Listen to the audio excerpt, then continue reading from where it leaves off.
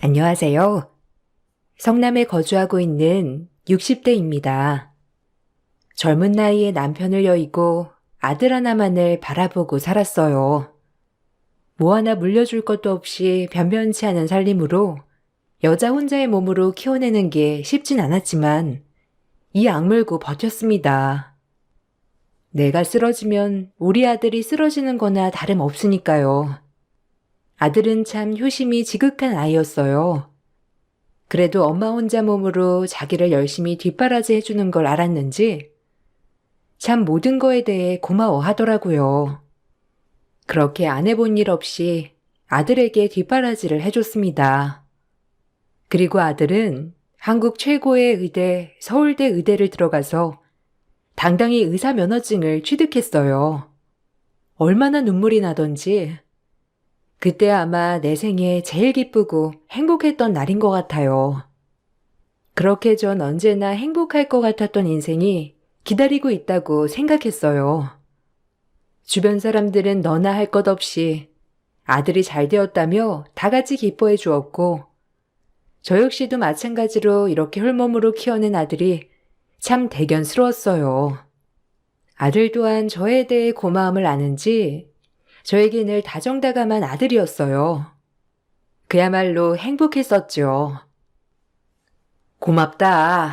이렇게 장성하게 자라서 의사가 됐다니. 엄마는 여한이 없어. 없는 집에서 공부하기가 여간 쉽지 않았을 텐데. 한 번도 불평불만 없이 이렇게 엄마에게 기쁨을 줘서 너무 고마워. 공부하느라 애썼고 수고했어 우리 아들. 너무 고맙다. 엄마가 나한테 해준 거에 비하면 이런 건 아무것도 아니죠. 걱정 마세요. 제가 더 호강시켜 드릴게요. 그러니까 이제 두 다리 쭉 뻗고 주무세요. 아셨죠? 그동안 엄마 혼자 흘린 눈물 다 보답해 드릴 테니 진짜 걱정 붙들어 매세요. 아셨죠? 아니다. 엄마한테 잘할 거 없이 너 인생 이제 하고 싶은 거 하면서 살아. 어려서 너 하고 싶은 거 다 못해주고 얼마나 마음 아픈 일이 많았는지 몰라. 그러니까 이제 엄마 신경 쓰지 말고 너 하고 싶은 거 즐기면서 살아. 알겠지? 엄마는 다 괜찮아. 엄마가 기뻐야 나도 기쁘지. 걱정 마세요. 이제 호강길만 걷게 해드릴게요.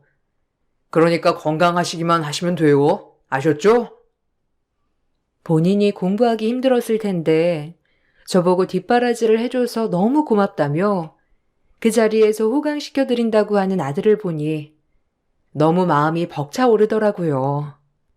남편이 먼저 가고 아들과 저 이렇게 세상에 딱 둘만 남겨진 것 같았는데 모든 걸 보상받는 느낌이었어요. 그리고 아들은 의사로서 착실히 일을 해나갔습니다. 의사가 되어 벌이가 많아지니 아들은 씀씀이조차 달라지더라고요. 매번 궁핍하게 살 필요는 없었지만 항상 비싼 한우집에 데려가서 밥을 사주고 언제나 고가의 명품을 휘두르고 다니더라고요. 본인이 벌어서 본인이 한다지만 사실 엄마로서 걱정되는 부분이 많았어요. 그래도 있을 때 아껴야 하는데라고요. 하지만 이런 마음도 잠시 얼마나 한이 맺혔으면 저렇게 돈을 쓸까라는 생각도 들어 미안한 마음이 들었어요. 어려서 돈에 대해 제약을 많이 받다 보니 이제 성인이 되어 본인이 번 돈으로 저렇게 하고 싶은 걸 하는 재미에 빠졌다고 말이에요. 엄마, 이거 한번 잡숴봐요. 여기가 한우 오마카세라고. 정남동에서 제일 유명한데요. 엄마 이런 거 못 드셔봤지? 아유, 이런 데 오면 엄청 비싼 거 아니야? 너 돈이 힘들게 번 건데 어떻게 내가 이런 걸 턱턱 얻어먹어? 엄마는 그냥 집 앞 갈비집에서 먹어도 좋은데 내 새끼 일한 돈 아까워서 어떻게 쓰냐? 응? 그러니까 너무 무리하지 않아도 돼. 알겠지? 에이, 엄마한테 쓰는 건데 뭘. 그리고 아들 이 정도 버니까 너무 벌벌거릴 필요 없어. 이러려고 돈 버는 거잖아. 그래도 그렇지. 너 할 거 하는 거야 좋지만 엄마를 위해서 무리하지는 마. 알겠지? 엄마는 그냥 아들이랑 집에서 밥 한 끼만 먹어도 행복하니까. 혹시라도 엄마 때문에 막 이런 데 예약하고 그러는 거면 안 그래도 돼, 아들. 알겠지? 부담 갖지 마. 알겠어요. 이거 먹고 엄마 가방 하나 보러 가자. 엄마 가방도 별만치 않은데 내가 하나 사드릴게요. 그래도 의사 아들 둔 엄마인데 가방 하나는 기똥찬 걸로 메고 다녀야지. 그래야 아들 기도 사는 거라고. 알겠죠? 이거 받아줘야 해요, 엄마. 한사코 부담스럽다고 했지만 아들은 이런 걸 사 먹을 여유 정도는 된다며 밥을 사주었어요. 참 맛있더라고요. 그리고 밥을 먹고는 처음 가보는 명품 매장에 들어가서 저에게 어울리지도 않는 명품 가방을 사주더라고요. 고맙기도 했지만 걱정이 앞섰어요.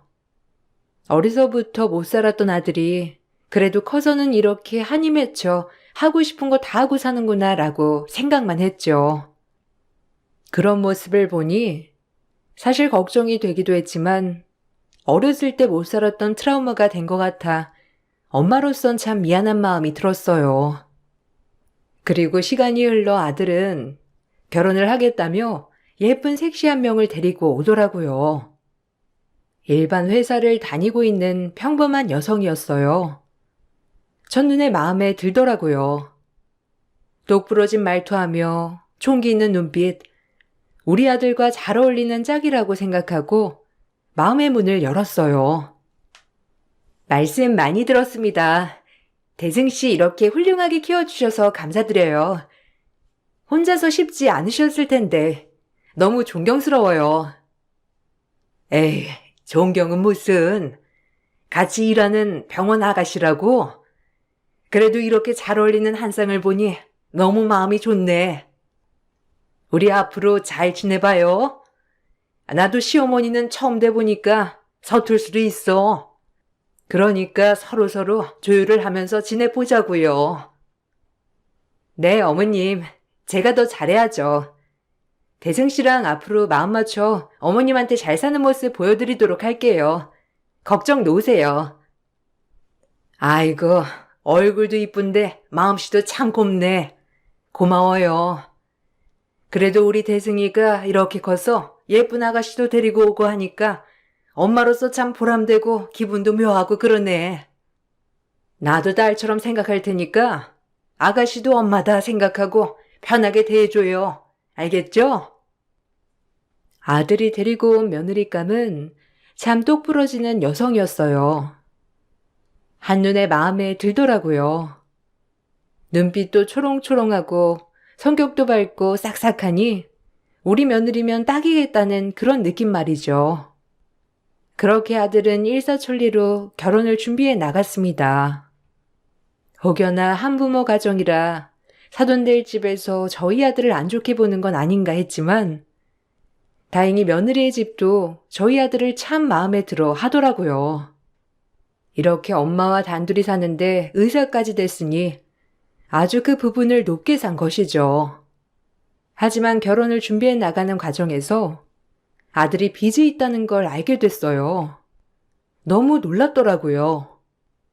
아무리 어렵게 살았지만 한 번도 학자금을 밀린 적도 없으며 그 흔하게 학자금 대출을 받게 하지도 않았거든요.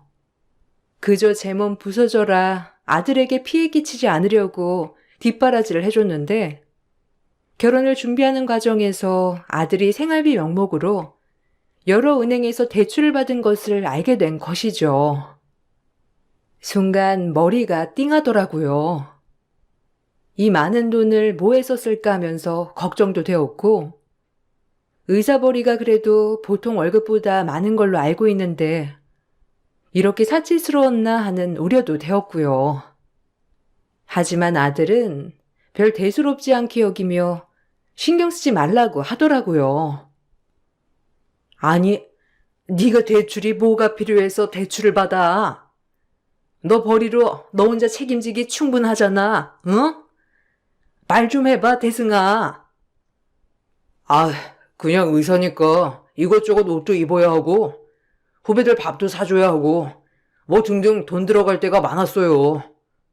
체면이 있으니 아무렇게나 하고 다닐 수도 없는 거고. 그리고 충분히 갚을 수 있으니까 그냥 엄만 신경 쓰지 마요. 네? 제가 알아서 할게요. 네가 알아서 어떻게 한다는 거야? 아유, 큰일이다. 너 집 그거 대출하려면 그래도 신용이 깨끗해야 하는데 어쩌려고 그래? 민주도 아는 거야? 이거 큰일이야, 대승아. 장가도 안 간 놈이 이렇게 대출받은 게 많아서야 원. 어쩔라 그래? 엄마 가방 사주고 밥 사주고 다 이러는데 쓴 거지? 아유, 내가 진짜 걱정이 된다. 어떻게 그런 걸로 이렇게 큰 돈을 써? 제가 알아서 할게요, 엄마. 뭐 집이야 작은 월세 하나 얻어도 되는 거고 갚아 나가면 되는 거니까 너무 걱정 마세요. 너 그렇게 무책임하게 얘기할래? 민주도 이 사실 알아? 민주가 알면 얼마나 놀라겠어. 어떻게든 갚아 나갈 수 있는 거야? 뭐 일단 월세 정도 얻어서 빚이랑 같이 갚으면 되고 민주한테는 제가 알아듣게 설명할 거니까 너무 걱정 마세요. 설마 아들이 의사인데 여자 하나 못 먹여 살릴까봐 그래요? 엄마들 똑 부러지니까 걱정 마세요.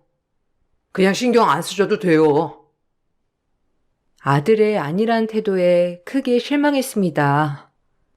한 여자를 책임지고 이제 결혼을 해서 한 가정의 가장이 되겠다는 아이가 아무렇지 않게 행동한다는 것이 이해가 가질 않았거든요. 그리고 며느리는 이 일을 전혀 모르고 있었고요. 결혼 후 신도시 아파트로 이사를 갈 계획이었던 아들이었기에 아파트 대출을 받으려면 지난 대출금을 정리해야만 하더라고요. 아들은 오히려 아무렇지 않았지만 아들을 결혼시키는 부모 입장으로 많이 전전긍긍하게 되더라고요. 설마 이것마저 못한다면 사돈댁에서 얼마나 실망을 할까? 첫 출발부터 우리 아들이 단추를 잘못 깨는 건 아닌가? 별의별 생각이 들더라고요. 정말 한숨이 나왔죠. 가장 큰 걱정은 항상 제 마음속에 자리하고 있는 아빠가 없어서 애가 저렇게 되었나 라는 마음이 가장 크더라고요. 아무리 내가 몸이 부서져라 뒷바라지 했어도 아빠가 없는 그 자리 결핍이 있었던 건가 하면서 마음이 아파지더라고요.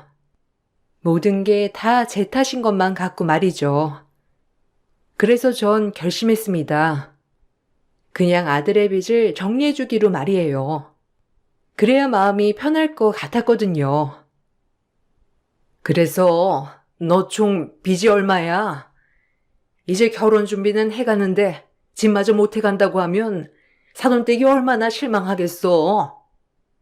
가뜩이나 이미 다 준비된 줄 아시는데 엄마한테 말해봐. 그 빚을 해결해야 아파트 대출 어느 정도라도 받을 수 있지. 한 8천만 원 정도 돼요. 제가 갚을 수 있다니까요. 민주한테 잘 설명해서 빌라 같은 월세 구하면 돼요. 너 왜 이렇게 무책임하니? 엄마가 널 그렇게 가르쳤어? 일단 이 돈으로 지금 네가 있는 빚 싹 다 정리해. 알겠어? 엄마, 이렇게 큰 돈이 어디서 나신 거예요? 아니 내가 해결할 수 있는데 엄마 노후 자금 해야 하는 거 아니에요? 어차피 넣어주려고 모아뒀던 돈이야. 마음 같아선 집도 다 해주고 싶은데 엄마가 여유가 이거밖에 안 돼. 미안하다. 그래도 이걸로 빚이라도 해결하고 민주랑 살 집 대출 알아봐서 당당하게 결혼해. 알겠지? 그리고 앞으로 절대 생활비 명목으로 이런 무서운 대출 같은 거 받지 말고. 너 한 번이 무섭지? 이게 반복되면 그땐 파산이야. 알겠니? 엄마 말 명심해. 참 자식이 뭔지 그동안 안 쓰고 한 푼 두 푼 모아놓고 아들이 아파트 살 때 조금이라도 보탬이 되라고 모아놨던 돈을 주었어요. 1억을 말이죠. 어차피 도와주려고 했으니 그게 그거라고 좋은 마음으로 도와줬어요. 하지만 우려가 되더라고요. 이렇게 씀씀이가 커지니 나중에 결혼하고도 이런 문제를 일으키지 않을까 하는 생각에서 말이에요. 전 당부를 해두었습니다. 엄마가 어차피 너 결혼할 때 조금 도와주려고 했던 자금이야. 이걸로 빚 다 청산하고 집 대출 받아. 그리고 이렇게 씀씀이 크게 살면 안 돼, 태승아. 사람은 어느 정도 본인한테 맞게 살아야지. 너 의사 돼서 아무리 벌이가 많아졌다고 해도 그렇게 무턱대고 쓰는 건 아니야. 알겠어?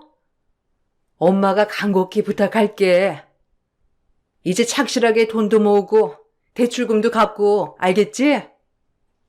알겠어요. 뭐 감사해요. 제가 갚을 수 있는 건데 그래도 이렇게 도와주셔서요. 다신 실망시키는 일 없을 거예요, 엄마. 그래. 민주랑 결혼하면서 좋은 모습만 보고 싶다. 너도 이제 한 가정의 가장이 될 텐데 아무래도 이러면 안 되는 거니까. 네. 저도 이번에 빚 무서운 거 알았으니까 절대 그럴 일 없을 거예요. 저도 벌고 민주도 버니까 집 대출도 금방 갚을 거고요. 그 일이 그렇게 해결되고 아들은 무사히 결혼을 할 수 있었습니다. 아파트도 신혼부부 청약으로 해서 잘 낙찰을 받았고 일사천리였죠. 이제 아들네에만 잘 살기를 바랐어요. 사실상 제가 바라는 건 그거 하나였죠. 그래도 며느라이가 참 싹싹하고 경우가 있던 아이였기 때문에 혼자 있는 이 시어머니 심심하거나 적적할까봐 주말에 자주 놀러오곤 했어요. 고마웠답니다. 그리고 이런 아이가 우리 아들 옆에 있어준다는 것이 너무 고마운 일이었어요. 며느리는 참 인정도 많고 싹싹한 아이였거든요. 어머님, 혼자 계시니까 따분하시죠? 저희가 빨리 아이가 생겨서 손주 보는 낙이라도 있으셔야 할 텐데. 에이, 그런 걱정 말아라. 너희 바쁘고 그런데 뭐. 아이는 너희가 알아서 할 문제니까 절대 나 때문에 초조해하지 마라. 그렇게 말해주시니까 너무 감사하죠. 대승 씨 얼마나 바쁜지 몰라요. 요샌 아주 병원에서 산다니까요. 얼굴 보기도 힘들어요. 그래서 제가 결혼을 한 건지 안 한 건지 의문이 들 때가 많아요. 아휴, 그래도 힘들게 일하는 거니까 참아야겠죠? 어머, 그랬구나. 우리 세아가 심심하고 외롭겠다. 하긴 뭐 의사야 밤이고 낮이고 불러대면 나가야 되는 직업이니. 그래도 쉬는 날이면 꼭 나가서 데이트하고 그래. 너도 스트레스는 풀어야지, 안 그래? 대승이한테도 더 잘 일러두마. 다행히 며느리는 저를 엄마처럼 여겨주고 조잘조잘 이런 얘기 저런 얘기를 하는 며느리였어요. 저 역시도 이렇게 절 편하게 대해주면서 이런 얘기 저런 얘기 해주는 며느리가 좋았어요. 그러던 중 한동안 쉬고 있던 틈에 예전 같이 일하던 언니에게서 제의가 하나 오더라고요. 지방에 한 큰 아파트 도배질 하는 건을 맡았는데 돈을 크게 쳐준다면서 같이 해보는 게 어떻겠냐고요. 아들을 키워오면서 도배질이고 남의 식당 일이고 안 해본 일이 없었지만 그래도 사지가 멀쩡하니 한번 지방에 내려가서 이렇게 일을 하고 오는 것도 나쁘지 않겠다 해요. 언니의 말에 승낙했어요. 그리고 지방으로 당분간 내려가 있게 되었죠. 엄마 이번에 도배일 하나 맡아서 지방에 좀 가 있을 거니까 민주랑 잘 지내고 있어.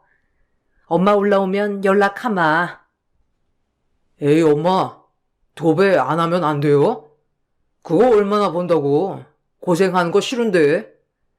혹시 돈 모자라서 그래요? 도배가 보통 일이 아닌데. 아니야.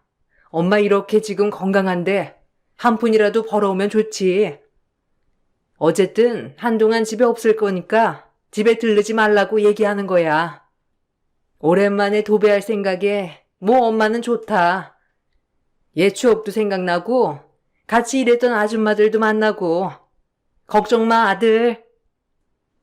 아들은 제가 지방으로 도배를 하러 간다는 말에 걱정을 하였지만 사실상 제 의지가 컸기 때문에 말리진 못하였어요.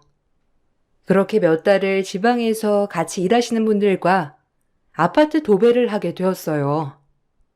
오랜만에 힘들게 일을 하니 참 살아있는 보람도 느끼고 내가 이걸로 우리 아들 뒷바라지를 다 했지라는 생각이 들면서 마음 한편이 조금 이상해지더라고요. 추억이 떠오르면서 말이죠. 그리고 몇 달을 열심히 일을 하고 올라갔어요. 올라가면서 그래도 여윳돈을 조금 또 마련했다는 생각에 참 뿌듯하더라고요. 지방에서 다시 본집으로 올라오자마자 아들네가 보고 싶었지만 어찌된 영문인지 둘 다 전화를 받지 않더라고요. 아들이야 바쁜 직업이다 보니 원래가 전화를 잘 받지 않았고 며느리도 이상하리만큼 연락이 되지 않았어요. 슬슬 걱정이 되더라고요. 아들 녀석이 통 전화를 안 받네. 무슨 일이 있는 건지 걱정돼 죽겠어. 한 번도 이런 일이 없었던 아이인데 무슨 일이지? 에이, 신혼생활 재미 좋은가 보지. 너무 그렇게 전화하지 마. 다 큰 성인들이 알아서 하는 거지, 안 그래? 에휴. 하여간 아들 바보라니까. 그래도 아들 하나 그렇게 번듯이 키워놓으니까 얼마나 좋아. 지금 우리가 제일 부러워하잖아. 에이, 번듯하다니. 그냥 열심히 사는 거지 뭐. 그래도 그렇게 봐주니까 고맙네. 어쨌든 올라가면 좀 가봐야겠어. 그래도 너무 신경 써버릇하면 며느리도 불편해할 거고 아들도 일하는데 방해가 될까봐 좀 참았습니다. 그러다 하도 연락이 되지 않아 산에 가서 봄나물 좀 많이 캐어 아들네 집으로 향했죠.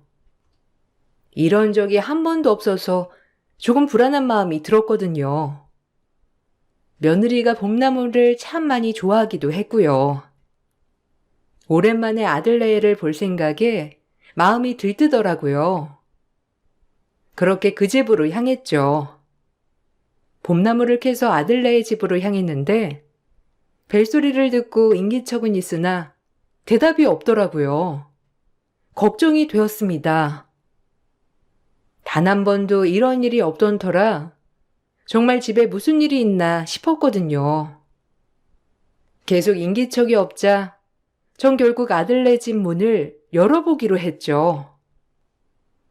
예, 대승아, 민주야, 안에 있니? 아, 왜 이렇게 연락이 안 돼? 봄나물 좀 캐왔는데 문 좀 열어줄래? 혹시 무슨 일 있는 거야? 제 말에도 아무 대꾸가 없었고 전 아들네의 집에 비밀번호를 열고 들어갔어요. 현관 비밀번호를 누르고 들어간 순간 며느리는 세상에 지친 표정으로 절 보고 있었고 아들은 방에서 나오질 않더라고요. 너무 놀랐습니다. 몇 개월 만에 이런 일이 일어났으니 도대체 무슨 일이 일어난 건지 가늠을 할 수 없었거든요.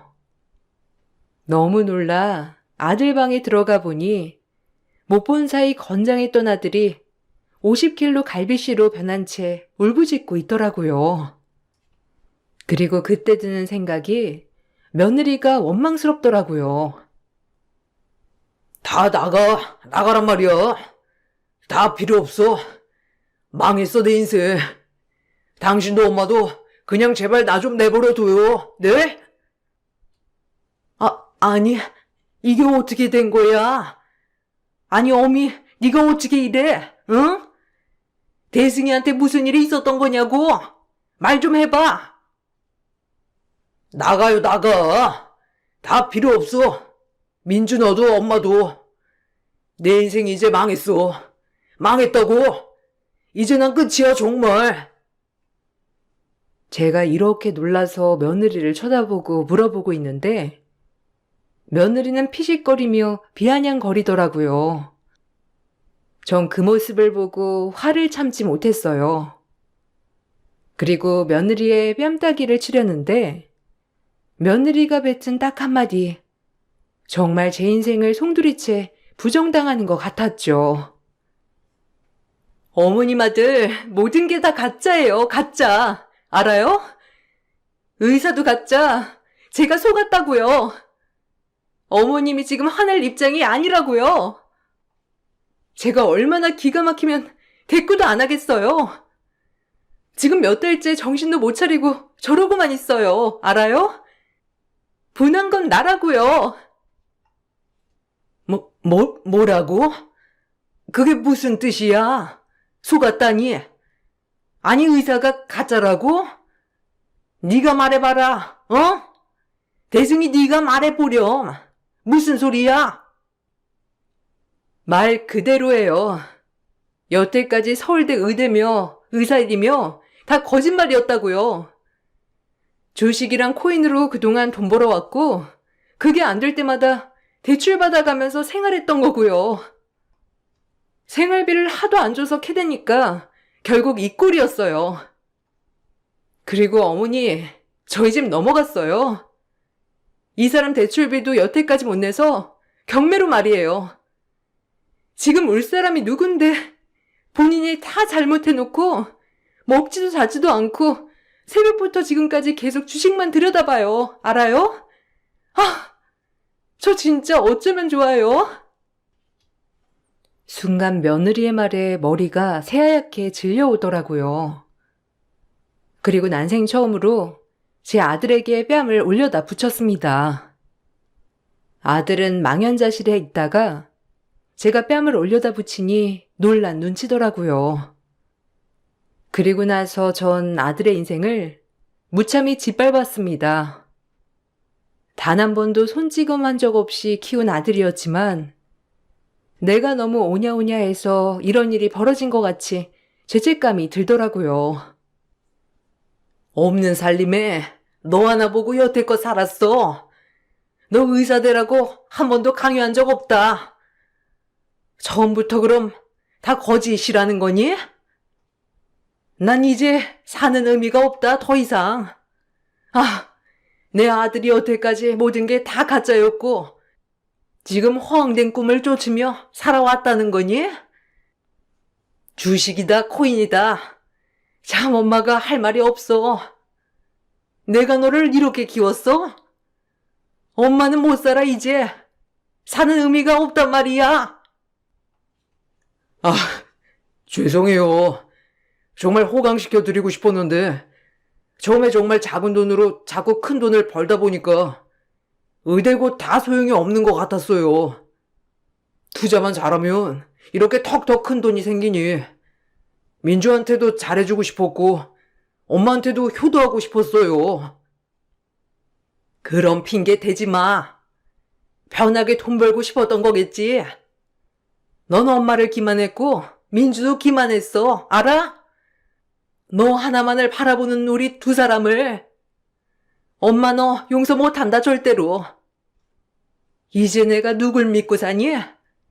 민주야, 미안하다 정말. 내가 널 볼 낯이 없어, 어? 전 이 말을 끝으로 창문을 열고 뛰어내리려고 했어요. 그러자 갈비씨가 된 아들은 저를 붙잡으며 말리더라고요. 며느리도 옆에서 울고만 있고요. 그리고 아들은 무릎을 꿇고 저와 며느리에게 사죄를 하더라고요. 그날 아들은 만신창이가 된 채 저희에게 모든 걸 고백했어요. 정말 억장이 무너지고 가슴이 아프더라고요. 절대 아들을 옹호하는 건 아닙니다. 그저 어린 시절 내가 뭘 잘못해 주었길래 이러고 있는 것인가 하고 정말 마음이 찢어졌죠. 그리고 정리를 했어요.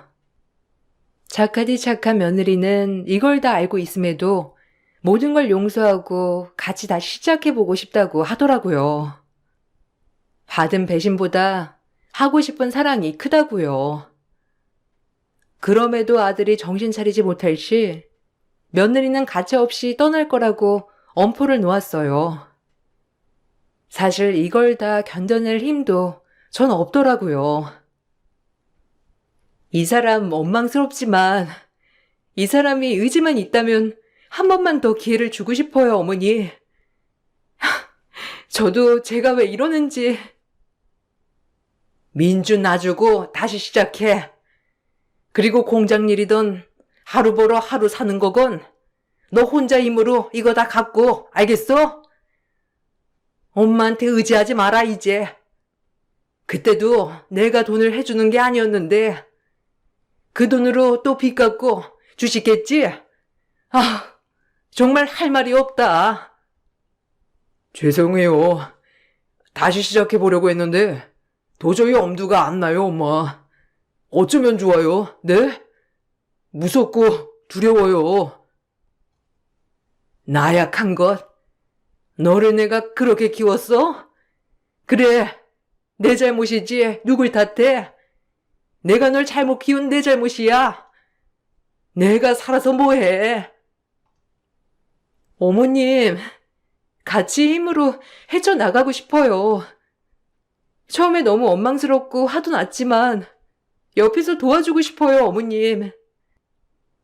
내가 어떻게 너한테 도와달라고 하니? 무슨 낯으로, 어? 내가 죄인이야, 정말. 널 볼 낯이 없다. 다 내 잘못이지. 아들 하나 없는 셈 칠 거야. 그러니까 너 모든 거 다 갖고 다시 제자리 찾으면 연락해. 아니, 안 해도 된다. 다신 엄마 볼 생각 마. 다신 안 봐도 좋아, 엄마는. 이제 이 세상의 모든 걸 다 잃었다. 사는 낙이 없어졌어, 알아? 민주야, 너한테도 너무 미안하다. 엄마, 저도 이러고 싶지 않다고요. 저도 힘들다고요.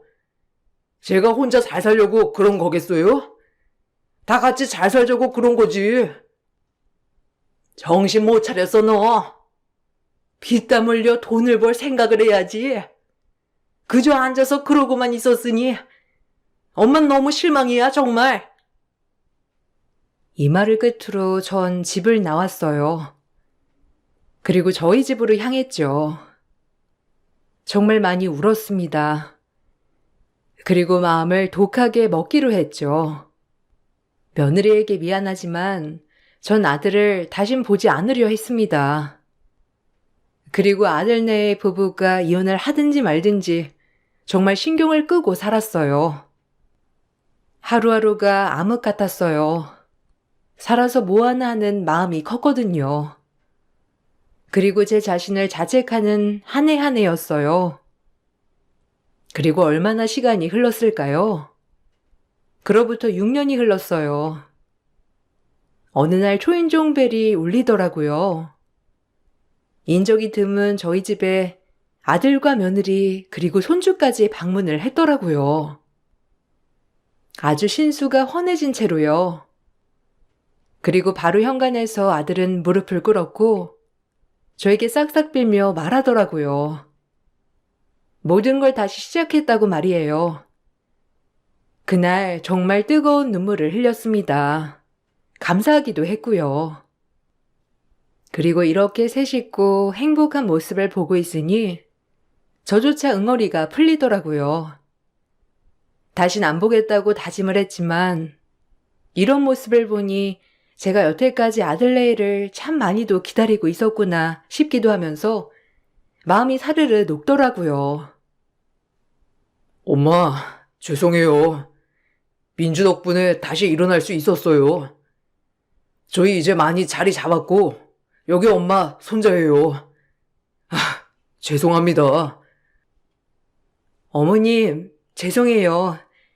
그리고 이제 대승씨 많이 정신 차렸어요. 아이 가지고 바로 연락드리고 싶었는데 이렇게 성공해서 찾아오고 싶었어요, 어머님. 그동안 마음고생 많으셨죠? 정말 죄송합니다. 어머님 면목 없어요. 정말 마음고생 많이 하셨죠?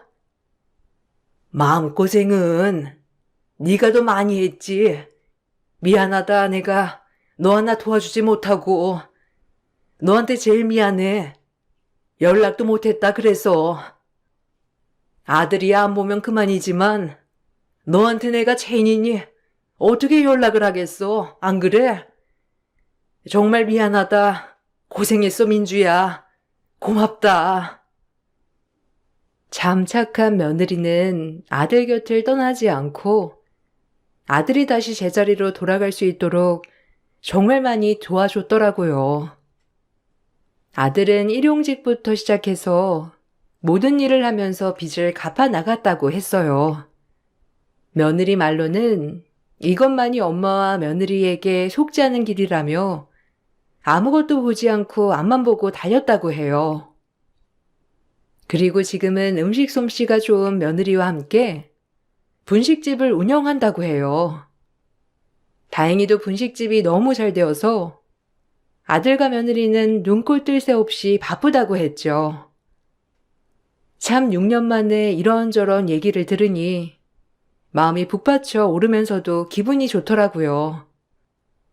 그 사이 아들은 다시 살도 많이 붙었고 얼굴이 지난번보다 더 밝아지기도 했고요.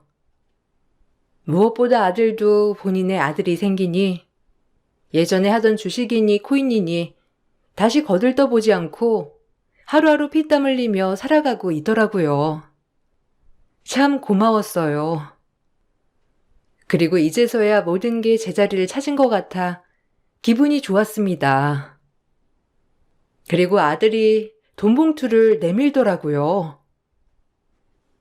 엄마, 이거 그때 엄마가 처음에 결혼할 때 도와주셨던 돈이에요.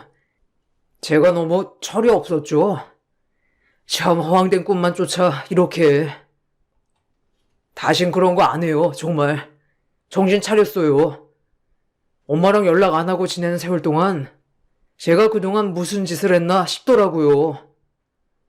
민주한테도 엄마한테도 늘 제 인생은 거짓이라 두렵기만 했는데 이제서야 모든 거에 떳떳해진 것 같아요.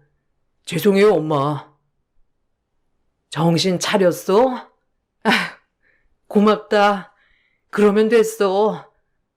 엄마가 모질게 떠나서 마음 아팠지? 그래도 고생했어. 이렇게 제자리 찾기까지 힘들었을 텐데 민주도 그렇고 너도 그렇고 무너지지 않고 이렇게 찾아와 준 것만으로 너무 고맙다, 우리 아들. 그리고 이 돈은 민주한테 주마. 민주야, 고마워. 정말 고맙다. 지켜보는 네가 힘들었을 거야. 그냥 내 마음이라고 생각해. 아, 어머님, 아니에요. 이 큰 돈을 무슨 저를 주세요. 정말 괜찮아요. 제가 대승 씨 사랑해서 옆에 있었던 건데요, 뭐. 아니야, 받아둬. 우리 앞으로도 잘 지내보자. 알겠지? 너무 고맙고 미안하고 그리고 이렇게 예쁜 손자까지. 아휴, 고마워. 참 다사다난했던 인생이었죠. 모든 부모들이 그렇듯 자식이 잘못된 길로 갔을 때 얼마나 죄책감이 드는지 그 길을 바로잡아 줄 수 없음에 더욱더 마음이 아팠던 것 같아요. 내 인생은 정말 실패작이라고 생각했지만 지금은 참 그래도 모든 걸 제자리에 찾았다고 생각하며 안도하고 지낸답니다.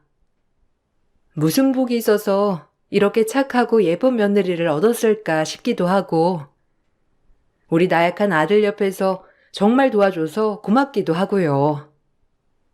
어떻게 갚아나가야 할지 항상 그 생각뿐이에요. 그리고 지금 얼굴이 편안해진 아들을 보면서 저 역시도 마음이 편해지는 하루하루랍니다.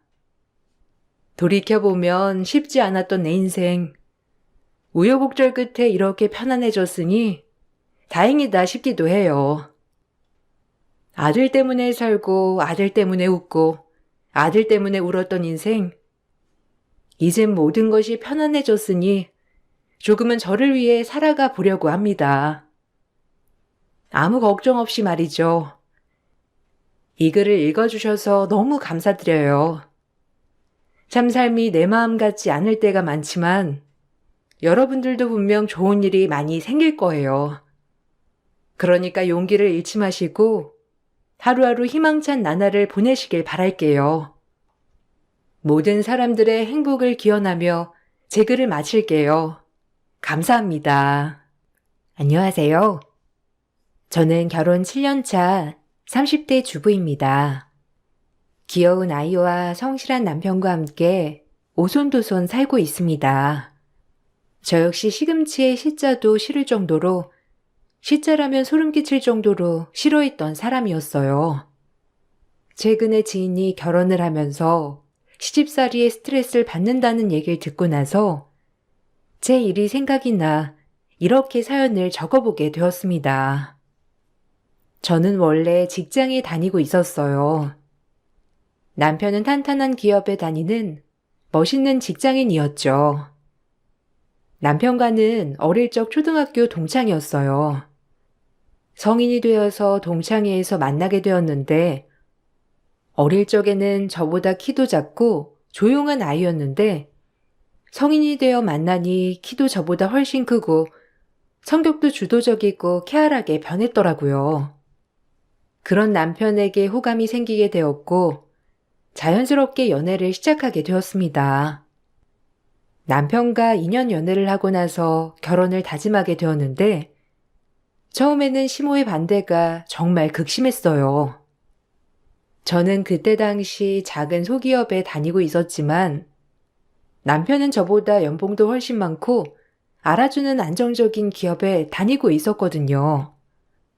거기다가 인물도 훤칠해서 주변에서도 선자리가 많이 들어오고 있었기에 시모는 더욱 적극적으로 반대를 하셨습니다. 그렇지만 남편은 저와의 결혼을 밀어붙였고 시댁에서 사실 시모만 반대를 하고 있었던 상황이라 결국 저희는 결혼을 하게 되었어요. 친정집에서는 제가 시집살이를 호되게 당하진 않을까 걱정하는 마음에 결혼 비용이며 신혼집까지 싹 다 해주셨죠. 남편은 그만큼 저희 친정에 무척이나 잘했지만 시모는 그런 모습조차 꼴도 보기 싫어하셨어요. 특히나 시모는 저와 만날 때마다 집해온 걸로 유세 부리지 말라는 말을 계속 하셨습니다. 진경이 너, 내가 매번 말하지만 너 집 그거 하나 해왔다고 수고 무시하지 말아라. 우리도 솔직히 충분히 집해올 수 있었거든. 근데 솔직히 말하면 네 상황에서 우리 수호 같은 애가 가당키나 했겠니? 그러니까 집이라도 해와야 결혼할 수 있었던 거지. 아니니? 네 상황 그런 거 다 감수하고도 우리가 받아준 거니까 너는 집해온 걸로 우리 수호 무시하거나 그러지 말라는 소리야. 어머님, 저 집해왔다고 수호 씨 무시한 적 한 번도 없어요. 지금까지 그런 적 없는데 왜 매번 어머님은 그렇게 말씀하시는지 모르겠네요. 남편도 저한테 왜 무시하냐고 해본 적 한 번도 없고 오히려 저한테 고맙다고 말하는데 어머님은 왜 제가 남편을 무시할 거라 생각하세요? 어머님이 자꾸 그렇게 말씀을 하시니까 저는 매번 서운한 마음이 드네요. 그것 봐라. 너 지금 서운한 마음이 드는 것도 다 유세 부리는 거야. 네가 집 안에 왔으면 이런 소리에 서운한 마음이 들었겠니? 네가 해온 게 있으니까 그런 마음이 드는 거지. 네가 네 주제를 모르고 우리 아들 무시할까 봐 내가 이렇게 말하는 거야. 안 그랬다면 다행이지만 네가 내 앞에서만 그러고 뒤에서는 무슨 말 하고 다닐지 내가 어떻게 아니? 내가 끝까지 지켜볼 거야. 네 친정이 돈 좀 있다고 유세 부리지 말고. 어차피 친정돈은 친정돈이지 네 돈은 아니잖니? 어머님, 맞아요. 친정돈은 친정돈이고 제 돈은 아니지만 그래도 어머님이 자꾸 그렇게 말씀하시니 제가 마음이 좀 그러네요. 저도 열심히 일하고 있고 능력도 인정받고 있어요. 남편 회사에 비하면 저희 회사가 작아서 그렇게 보이실 수 있겠지만 저도 열심히 일을 하고 있다고요. 자꾸 이렇게 비교하시면 제가 너무 서운해요. 제가 남편을 무시하려고 그러는 게 아니라 어머님이 저를 무시하고 계시는 것 같아요. 저는 정말 너무 서운해요. 아니, 누가 보면 내가 널 때리기라도 한 줄 알겠다. 그냥 말 한 번 한 거 가지고 너 너무 예민한 거 아니니? 그러지 말라는 말도 못해. 주변에서 보니까 집해온 며느리들이 너무 유세를 부린다고 하길래 내가 해본 말이다. 그냥 저는 안 그런다 하면 될 것을 너는 너무 오버해서 말하는 경향이 있어. 누가 보면 시집살이라도 당하는 줄 알겠어. 너처럼 편한 며느리가 어디 있니? 시모는 저에게 직접적인 행동으로 시집살이를 했던 건 아니었지만 매번 남편과 비교를 하면서 비꼬거나 다른 며느리들이 어떻게 하는지 비교를 하면서 저를 압박하곤 했습니다. 친정집은 잘 살았지만 부모님의 연세가 많으신 상황이었고 저는 늦둥이 외동딸이었어요. 그러다 보니 친정 부모님께서는 저에게 하나부터 열까지 모든 걸 다 해주시려고 노력을 하셨죠.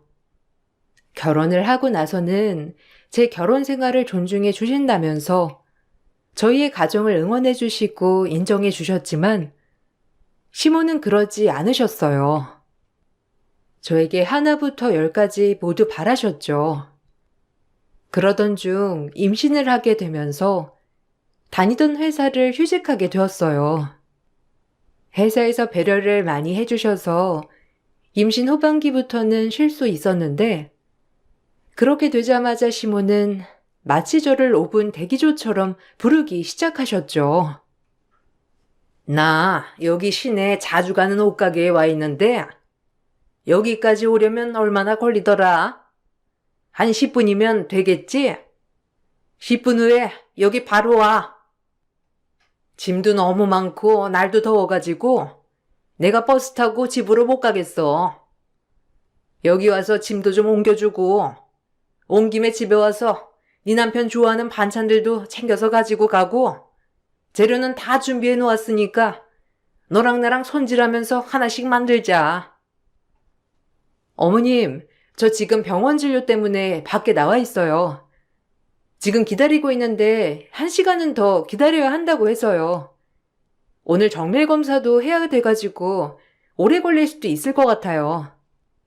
저 기다리지 마시고 택시 타고 가세요. 버스 타기 어려우시면 택시 타고 가시는 게 좋을 것 같아요.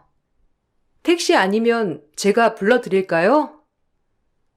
아니, 너는 돈 아까운 줄도 모르고 왜 매주 병원을 그렇게 들락날락 하는 거냐? 병원 가가지고 뭘 더 본다고 그러는 건데 그냥 성별만 알고 산딸만 알면 되는 것을.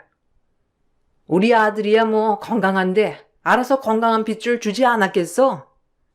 애가 여기서 이상 있으면 그건 네 탓이지 뭘 탓하겠어. 병원 진료를 1시간씩이나 기다려서 받고 앉아있어? 너도 참 미련하다. 됐고 병원 진료도 받아서 뭐하니?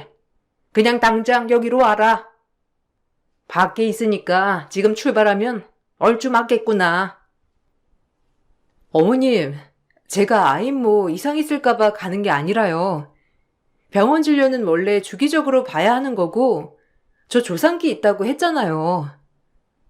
지금 조상기 있어가지고 움직이기도 힘들고 거기다가 자주 와서 확인도 해줘야 해요. 기다리지 마시고 그냥 집으로 가세요. 제가 택시는 그쪽으로 보내드릴게요. 아니, 넌 시어머니가 말을 하면 한 번을 안 듣니? 내가 뭐라고 했어? 병원 진료 보지 말고 여기 당장 오라고 말하지 않았니? 너 지금 나 무시하는 거야? 내가 한 번을 참아줬는데 그걸 무시하고 그냥 택시 타고 가라고 해? 지금 네가 막 나가자는 거구나. 이게 정말 시어머니 말을 개똥으로 안 해. 내 아들 돈으로 병원 진료 보는 주제에 지금 뭐라고? 아니에요, 어머님. 그게 아니라요. 아이 병원 진료 때문에 그러는 거잖아요. 제가 다른 것도 아니고 병원 때문에 그런 건데 뱃속의 아이는 제 아이기도 하지만 어머님 아들, 제 남편 아이이기도 하잖아요. 어머님, 왜 자꾸 그런 식으로 말씀을 하세요? 어머님 택시 불러드릴 테니까 화내지 마시고 타고 가세요. 나중에 제가 연락드릴게요. 나중에 연락? 야, 됐고. 나 여기서 기다릴 테니까 당장 지금 여기로 와. 당장 오지 않으면 너 집에서 쫓겨날 줄 알아? 네가 아주 그냥 신정 빵빵하다고 시어미를 개무시하고 있구나. 내가 네 버르장머리 오늘 단단히 고쳐놓겠다. 지금 당장 달려와. 시모는 막무가내로 불러내는 일이 많았습니다. 그럴 때마다 잘 설명을 해도 전혀 듣지 않고 무조건 자신이 부르면 와야 한다고 생각을 하셨던 것 같아요. 저도 처음에는 시모의 말을 어쩔 수 없이 들어주곤 했지만 매번 막무가내로 불러대는 통에 도저히 참을 수 없어 남편에게 말을 했죠. 처음 말했던 날에는 남편은 제가 하는 말을 전혀 믿지 않았어요. 여보, 당신이 어머님이랑 통화를 좀 해주면 안 되겠어? 나 오늘 일이 있다고 했는데도 어머님이 막무가내로 지금 당장 오라고 화내시네? 내가 정말 난감해서 그래. 어머님한테 나 말씀드렸는데도 계속 막무가내로 오라고 하시고 무시하신다고 하시니까 내가 미치겠어. 당신이 전화해서 말 좀 해주면 안 돼? 안 그래도 엄마가 방금 전에 나한테 전화 왔었어. 근데 엄마 말로는 그런 거 아니던데. 당신한테 며칠 전에 미리 오늘 오라고 말했다고 하시는데 당신이 약속을 그냥 잡아버렸다며. 그래서 일 끝나고 오라고 말했는데 당신이 오늘은 시간이 전혀 없다고 말했다고. 그래서 화나서 소리치신 거라고 말씀하시는데 이거 맞아? 아, 그거 아니야. 아니, 어머님이 며칠 전에 집에 잠깐 들리라고 하셨긴 했는데 바로 다시 전화 오셔서 안 와도 된다고 하셨거든. 그래서 나는 약속 잡은 거야. 오라는 말 다시 안 하셨는데 갑자기 10분 전에 연락 오셔가지고 막무가내로 오라고 하시는데 난 벌써 약속 나와버린 상태거든. 그런데도 어머님이 소리치시면서 당장 오라고 하시잖아. 지금 아니면 안 된다면서 안 오면 무시하는 걸로 알겠다고 말씀하시는데 나도 정말 난감해. 당신이 좀 말해줘. 아니, 그니까 나도 통화를 했어. 내가 아무리 말을 해도 엄마는 화가 날 수밖에 없지. 엄마 말대로 집에 오라고 말을 하신 거네. 근데 당신이 약속 잡아버린 거고. 엄마 말 들어보면 당신도 잘한 거 없어. 엄마가 오늘 오라고 말을 해놨는데 어떻게 약속을 잡을 수가 있어? 그건 당신이 잘못한 거지.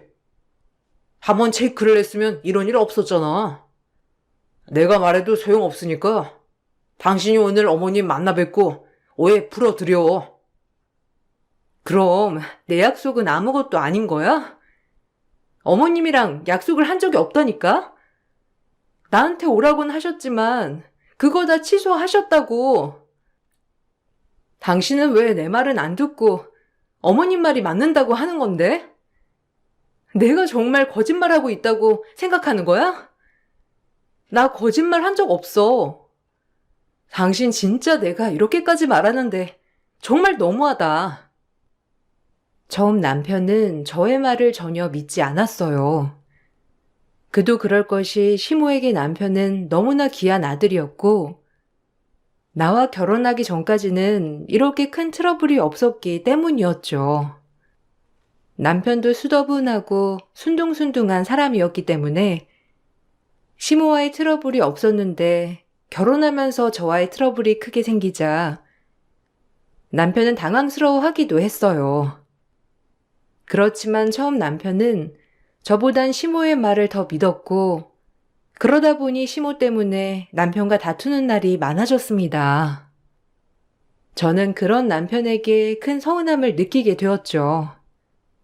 제 말을 전혀 믿지 않는구나 느껴지면서 저는 모든 통화 내용을 녹음하기 시작했어요. 그제야 남편은 시모가 저에게 어떻게 말을 하는지를 알게 되었죠. 남편이 몇 번 언급을 하고 난 후부터는 시모의 횡포가 조금씩 잦아드는 듯 했습니다. 그렇지만 한동안 잠잠했던 시모는 아이를 낳고 나서부터 다시 횡포를 시작했어요. 산후조리원에 다녀오는 것부터 마음에 들지 않았지만 친정에서 보내주셨기 때문에 고집을 부려 가게 되었는데 집으로 제가 오고 나서는 매일매일 아침부터 집에 오기 시작하셨죠. 아니, 애를 이렇게 춥게 해놓고 있으면 어쩌자는 거냐? 아기 감기라도 들리면 어떻게 하려고? 이렇게 춥게 해놓는 거야? 난방도 좀 더 빵빵하게 뜨끈하게 해놓고 있어야 하고 아이 속삭에도 더 두꺼운 걸로 똘똘 감싸줘야 하는 거 아니니? 애가 따뜻해야 좋은데 너는 그런 것도 꼼꼼하게 안 챙기고 뭐 하는 거야? 그 비싼 산후조리원을 다녀오고 나서는 배워온 게 그거야? 어머님, 따뜻하게 해주는 것도 좋지만 지금 저희 아이 태열 때문에 고생하고 있어요. 이렇게 꽁꽁 감싸버리면 피부 발진도 심해지고 태열도 더 심해져서 난리 나요. 병원에서도 태열이 심하니까 너무 감싸지 말라고 하셨어요. 여기서 땀 더 많이 나면 안 좋다고도 하시고요. 적당히 온도 유지하고 시원하게 해주는 게 더 낫다고 하시니 너무 이렇게 감싸시지 마세요. 어머님이 보시기에 아이 피부 발진이 좀 심하게 보이지 않으세요? 이게 뭐가 심해? 네가 피부 심한 애를 못 봐서 그렇지. 원래 애들은 이렇게 피부가 뻘겋다가 괜찮아지고 그러는 거야. 내가 애 낳고 다 키워봐서 아는데 애 한 명도 키워본 적 없는 네가 뭘 알겠어. 하여튼 쓸데없는 것만 들어가지고서는 에휴. 그리고 모유 수유는 잘하고 있는 거니? 어째 애가 쑥쑥 자라는 것 같지가 않아. 하루에 미역국 대접으로 계속 먹어야 젖이 잘 도는 거야. 어디에 수유 좀 해봐라. 잘 먹이고 있는지 내가 봐야 되겠어. 네? 수유하시는 거 보시려고요? 그걸 왜... 그리고 수유하는 건 오시는 산후도우미 이모님도 계시고 그리고 그분이 더 잘 아세요. 모유 수유한 거 어머님께 바로 보여드리기에는 조금 불편한데 굳이 보셔야 되겠어요? 어머님 걱정하시는 건 알겠지만 모유 수유는 그냥 제가 알아서 잘하고 있으니까 걱정하지 마세요. 네가 뭘 알아? 모유 수유도 처음 해보는 건데 너 그거 마사지도 계속 해줘야 하는 거 알지? 내가 마사지하는 법이라도 알려줄 테니까 얼른 위도 뻗어서 봐봐라. 수건 다 뜨뜻하게 적셔오고 미지근한 물도 떠가지고 옆에 둬봐라. 뭐하니? 가서 얼른 준비하지 않고. 너는 이제 엄마로서 이런 것도 다 알아야 하는 거야. 어머님, 이렇게 하시면 제가 너무 불편하죠. 아직 저 출산하고 2달도 안 됐어요. 조리원도 어머님 한 달 있고 싶은 거 죽어도 안 된다고 하셔가지고 남편한테 엄청 뭐라고 하셨잖아요. 손목도 시큰한데 어머님 계속 뭐 가지고 와라 또 와라 시키시고 저 지금까지 앉을 새도 없이 서 있었어요. 계속 그러시니까 전 너무 불편해요. 그럼 엄마가 돼가지고 가만 누워가지고 있을 셈이었니? 내가 애 낳을 때는 일주일 만에 집안일 싹 다 있어.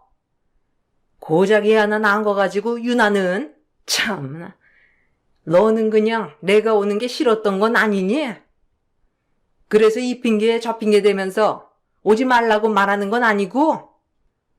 내가 내 손주 보러 온다는데 네가 불편하다 마다할 필요가 뭐가 있어?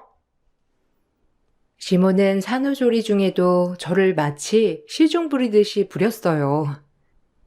아이 목욕을 해야 할 때가 되면 큰 대야를 가지고 와서 물을 가득 퍼서 거실까지 제가 날라야 했죠.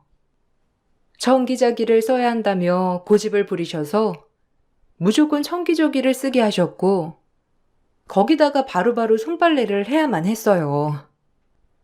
애벌 빨래를 하고 세탁기를 돌리려고 하면 엄마 자격이 없다면서 저를 비난하기도 했죠.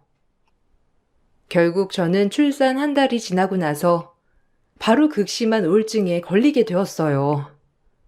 하루 종일 밥도 제대로 먹지 못한 채 아이만 보면 울면서 있었고 그런 저를 보고 심각성을 느낀 남편이 지방에 있는 엄마를 집으로 불러줬습니다. 아유, 진경아. 아유, 우리 딸. 왜 이 지경이 될 때까지 한 번을 말을 안 했어? 엄마한테 힘들다고 전화라도 한 통 해주지. 엄마가 정말 미안하다. 네가 이렇게나 힘든 줄 몰랐어. 사돈께서 오신다고 하시니 우리보다 훨씬 더 잘 돌봐주실 줄 알았는데 이렇게 힘들었다니 내가 정말 미안하다. 엄마가 무지했어. 진경아, 정말 괜찮니? 힘들었지? 엄마가 곁에 있어줘야 하는데 내가 너무 내 생활만 중요해가지고 신경 못 써줘서 미안해. 엄마, 나 진짜 미치는 줄 알았어. 더 이상 못하겠다 싶었다고. 엄마, 너무 힘들어. 아이는 정말 너무 이쁜데 너무 힘들어서 아침에 눈뜨기가 싫더라고.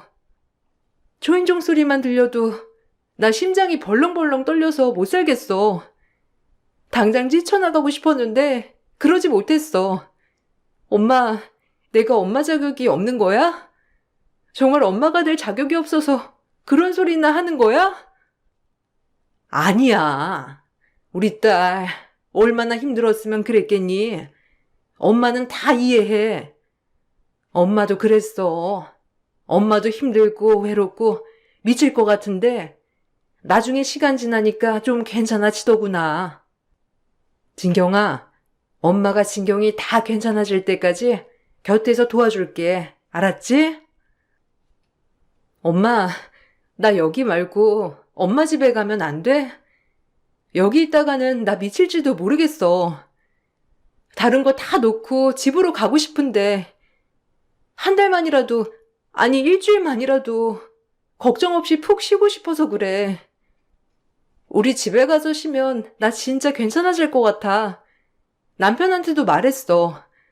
엄마, 나 우리 집으로 가고 싶어. 아휴, 그래. 집에 가자. 집에 가서 푹 쉬어. 엄마가 진경이 먹고 싶다는 거 다 해줄게. 아빠도 기다리고 있으니까 얼른 가자. 기다려. 엄마가 금방 아기용품 챙기고 바로 가자. 엄마가 지금까지 몰라줘서 너무 미안해. 극심한 우울증으로 삶의 끈을 놓고 싶었던 저를 잡아줬던 건 다름 아닌 엄마였습니다. 제 상태를 듣고선 엄마는 모든 일을 제쳐두고 저를 보러 오셨죠. 저는 엄마를 보자마자 신혼집에서 나가고 싶다고 했고, 그렇게 저는 한 달여 동안 친정에서 몸조리를 하게 되었어요. 그동안의 상황은 남편에게 말을 했긴 했지만 대부분은 믿지 못했었죠. 그러다가 아이 때문에 설치한 CCTV를 통해서 어느 정도 시모의 행동을 남편이 알게 되었고, 남편은 시댁으로 찾아가 뒤집어 엎은 듯 했어요. 그 후로 시모는 저에게 대놓고 뭐라고 하지 못하셨죠. 시모의 행포가 사라지자 저의 상태는 급속도로 좋아지기 시작했습니다. 그렇게 한 달이 지나고 저는 스스로 다시 신혼집으로 돌아왔어요. 심리적으로는 괜찮아졌지만 저의 몸 상태는 좋지 않았어요. 금방 복직을 할 수 있을 거라는 기대와는 다르게 출산 3개월 후에도 6개월, 1년 후에도 건강은 돌아오지 못했고 결국 저는 복직을 못한 채 직장을 그만두게 되었어요. 그 소식을 듣고선 시모의 행포는 점점 더 심해지기 시작했습니다. 시모는 제가 건강이 좋지 않으니 아이를 봐주겠다는 명목으로 집으로 찾아왔어요. 처음에 왔을 때에는 집안일을 해주는 듯 했지만 점점 시모는 제 살림에 간섭하기 시작했어요. 너는 이렇게 과일을 쌓아두면 어쩌겠다는 거야? 이렇게 쌓아두기만 하면 이게 썩어서 나만 나겠니? 한 번 살 때 먹을 만큼만 사야지. 이렇게 돈을 낭비해서야 원? 에휴. 그리고 과일이 얼만데 이렇게 과일을 여러 개 사고 그러니? 수호가 과일 먹을 애도 아니고 다 너 먹으려고 산 거 아니니? 그거 어머님 주변에서 선물로 주신 거예요. 아이 돌이라고 주시기도 하고 그냥 집에 놀러 오면서 사오기도 하고요. 그래서 많아진 거예요. 주변에서 다들 잘 챙겨주시다 보니까 그렇게 됐네요. 제가 돈 주고 산 건 없어요, 어머님. 네 돈이 어디 있어? 다 우리 아들 돈이지. 그리고 살림을 하려면 알뜰하게 사는 방법도 좀 배워야 되겠다. 너 아직도 마트 가서 쇼핑하지? 그런 데 가면 다 상술이야. 비싸기만 하고 몇 개 더 사면 할인해 준다고 하면서 돈 더 쓰게만 하고. 요 앞에 시장 있잖니. 걸어서 30분이면 가는데 운동 삼아 겸사겸사 걸어서 갔다가 살 거 조금씩 사면 얼마나 좋아? 저도 그러고 싶은데요.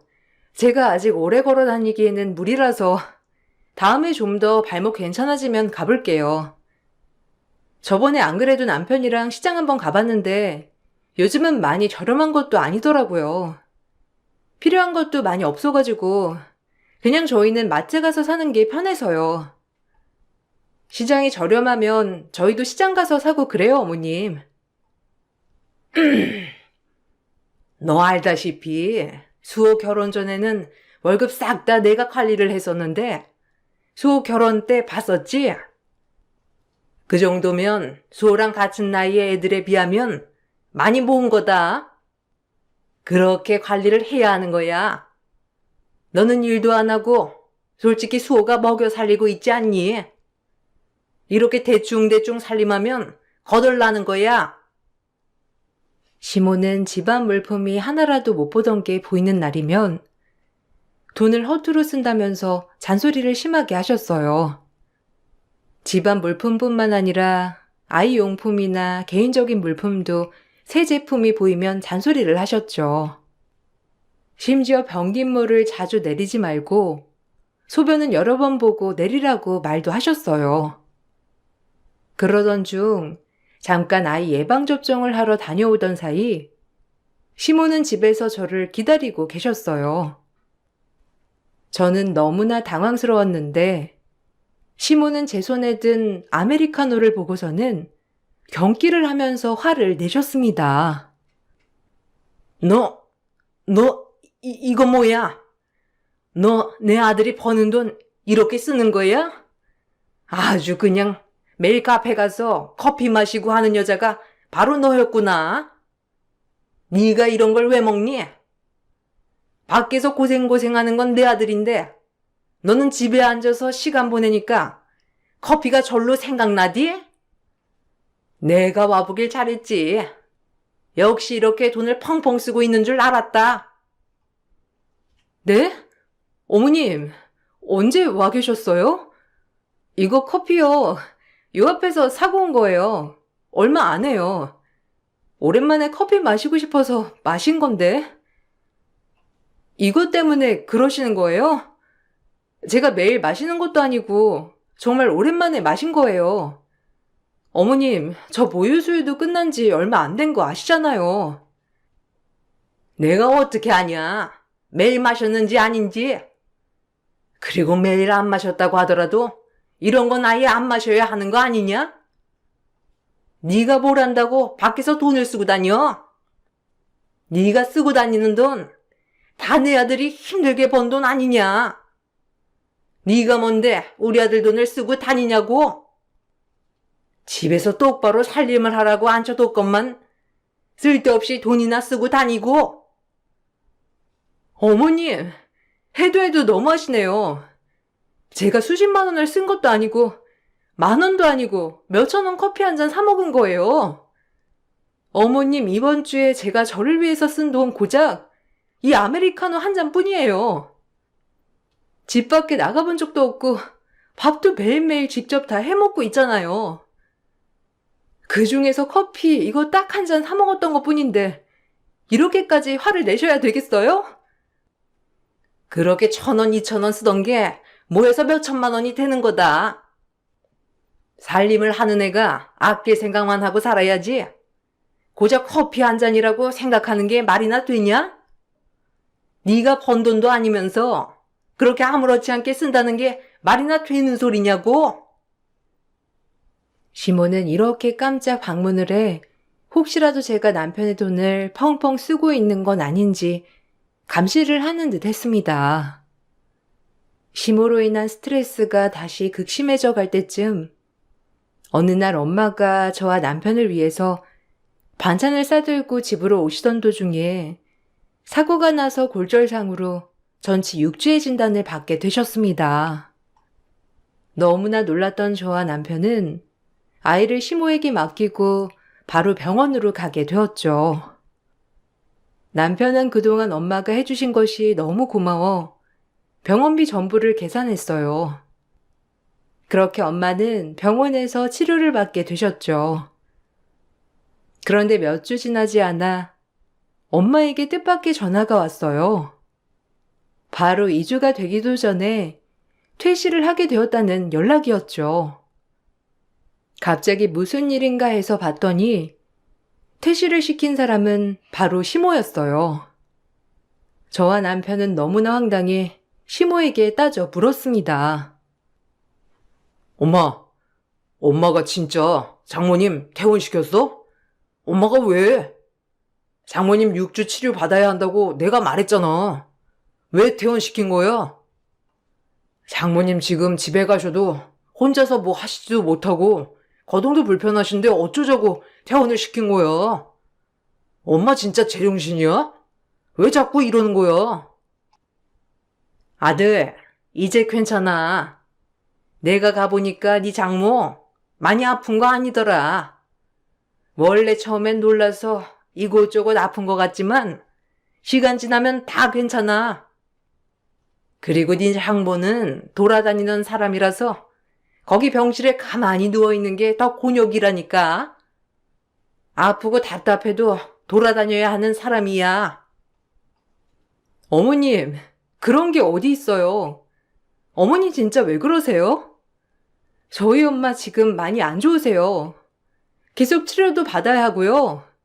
아빠도 일 때문에 집에 안 계시는데 어떻게 엄마 혼자 두고 오실 수 있으세요? 적어도 저한테 연락이라도 해주셨어야죠. 저 친정에 가볼게요. 어머, 너 미쳤니? 우리 손주 데리고 어딜 간다는 거야? 아픈 사람 옆에 손주 두고 싶니? 너 애 엄마 맞아? 엄마가 된 게 어떻게 아픈 사람 간병하러 애 데리고 간다는 거야? 됐고, 애 엄마도 괜찮다고 했는데 왜 네가 난리야? 아니 그리고 병원비를 왜 내 아들 돈으로 계산을 한 건데? 내 아들 돈 잡아먹어서 내가 방 뺐다. 치료 받으려거들랑 알아서 치료비 내서 받아야지. 어디 감히 내 아들 돈으로? 아, 어머님, 지금 남편 돈으로 병원비 냈다고 지금 퇴원시키신 거예요? 정말 기가 막히네. 어머님 지금 이거 선 넘으셨어요. 제가 지금까지 참아왔던 건 남편 어머니시고 제 자식 할머니라서 참아왔던 건데 더 이상은 안 되겠네요. 지금 이 상황 저 잊지 않을 겁니다. 주는 대로 받는 거예요. 아, 네가 그렇게 나오면 내가 무서워할 줄 알았니? 내가 뭐 나만 좋자고 이래? 너네가 돈을 아껴야 나중에 잘 살 수 있으니 그러는 거지. 시엠이 속도 모르고. 에휴, 수희야, 너는 제가 저러는 거 보고도 내가 이상하다고 할 거니? 아니지? 우리 아들은 엄마 속 다 이해하고 있지? 역시나 시모는 엄마의 병원비를 계산했다는 것을 알게 된 후로 바로 엄마의 병실을 뺀 것이었습니다. 저는 너무나 황당했고 더 이상 말로는 통하지 않는구나를 알게 되었죠. 처음 저는 남편과 이혼을 하려고 했어요. 그렇지만 남편은 결사 반대했고 절대로 안 된다면서 울기도 했죠. 그러면서 다른 방법을 제안했는데 저는 그 제안이 솔깃했습니다. 바로 처가살이를 하는 방법이었어요. 남편은 바로 짐을 싸 친정으로 들어갔고 그 사실을 알게 된 시모는 불이 났게 친정으로 달려와 남편을 말렸어요. 어머, 수호야, 넌 지금 뭐 하는 거야? 지금 처가 살이하겠다고 들어간 거니? 왜? 네 마누라가 친정에서 안 살면 이혼하겠대? 예, 그냥 이혼해버려. 저런 애 어디 한둘이니? 쟤보다 더 나은 애 널리고 널렸어. 네 돈 막 쓰는 애를 왜 자꾸 거두려고 그래? 아유, 수호야, 네가 마음이 착해서 그래. 그럴 필요 없다. 이러지 마. 엄마, 아니야. 엄마 말이 맞지. 내가 어렵게 번 돈 함부로 쓰면 안 되는 것처럼 장모님 장인어른이 어렵게 모아 산 집에서 우리가 살면 안 되는 거잖아. 안 그래? 엄마 생각대로라면 그게 맞는 거지. 내가 너무 염치 없었다. 그치? 내가 장모님 장인어른이 사주신 집에 염치 없이 공짜로 살고 있었네. 나 지금까지 살던 거 갚아야 해서 처가살이 할 거야. 그러니까 엄마도 이제 상관하지 말고 가.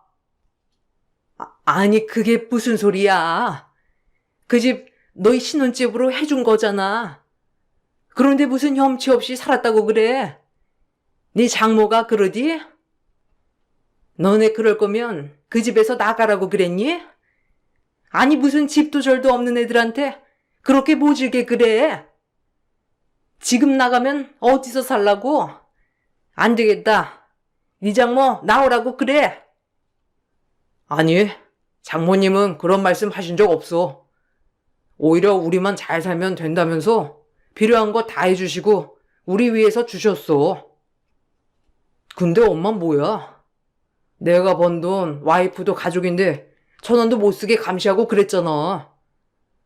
그래 놓고서는 나는 장모님이 주신 집에 사는 건 말도 안 되는 거지. 엄마 말대로라면 이렇게 하는 게 맞는 거 아니야? 나 5년 동안 장모님 장인어른이 해주신 집에서 공짜로 살았으니까 적어도 5년은 처가살이 할 거야. 그러니 엄마는 이제 가. 그렇습니다.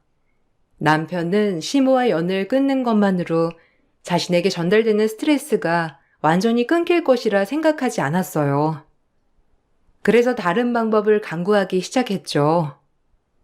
그렇게 고민을 하다가 생각해낸 방법이 바로 처가살이였습니다. 남편은 시모가 저에게 계속 언급을 했던 것처럼 어렵게 한쪽이 외벌이로 살고 있으니 남편의 돈을 함부로 쓰지 말아야 한다는 것처럼 저희가 살고 있는 집 역시 친정에서 모두 해주셨기 때문에 공짜로 살면 안 된다고 말을 했던 것입니다. 남편의 주장에 시모는 뭐라고 반박할 수도 없었어요. 왜냐하면 저를 그렇게 타박했던 말이 바로 그 말이었기 때문이죠. 시모가 처음에 심하게 반대를 하자 남편은 그렇다면 시모에 맞춰서 처가의 돈을 지불해야 한다고 했어요. 그것만은 더 싫었던 시모는 결국 두 손 두 발 다 들고 말았습니다. 처가살이가 시작되고 난 후 시모는 한 번도 집에 찾아오시지 못하셨어요. 시모가 저에게 연락을 해 뭐라고 하려고 하면 남편은 항상 대신받아 집값에 1%도 갚지 못하게 생겼다며 하소연을 해버렸죠. 그러면서 점점 시모의 행포는 줄어들게 되었고 지금의 시모는 오히려 남편이 처가살이를 하면서 힘들어하지 않기만을 바라고 있다고 합니다. 그렇게 기중하다면서 아들을 끼고 살려고 하다가 결국 더 멀리 달아나 버린 셈이죠. 남편은 이제 저의 말이라면 모두 믿게 되었습니다. 시모는 결국 하나밖에 없는 아들의 신뢰를 잃고 전전긍긍하며 살아가고 계세요. 아직까지 시모와 연락을 따로 해보진 않았지만 저에게 사과를 하려고 기다리고 있다고 하더라고요. 남편은 절대 받아주지 말라고 말하지만 어떻게 해야 할지 고민을 하고 있네요. 여러분들이라면 이러한 상황에서 어떻게 하셨을 것 같나요? 저의 긴 사연 들어주셔서 감사합니다. 모두들 행복한 날 되시길 바랄게요. 안녕하세요. 저는 경기도에 거주하고 있는 40대 여성입니다.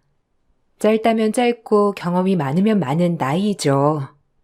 저는 어려서 그저 곱게만 자랐어요. 부모님의 기대에 어긋나지도 않았고 그 어려운 대입도 열심히 노력하여 결실을 이루었어요. 그래서 부모님을 기쁘게 해드렸죠. 어려서부터 항상 고분고분하던 제가 부모님의 기대를 거스르고 선택한 게 지금의 제 남편이에요.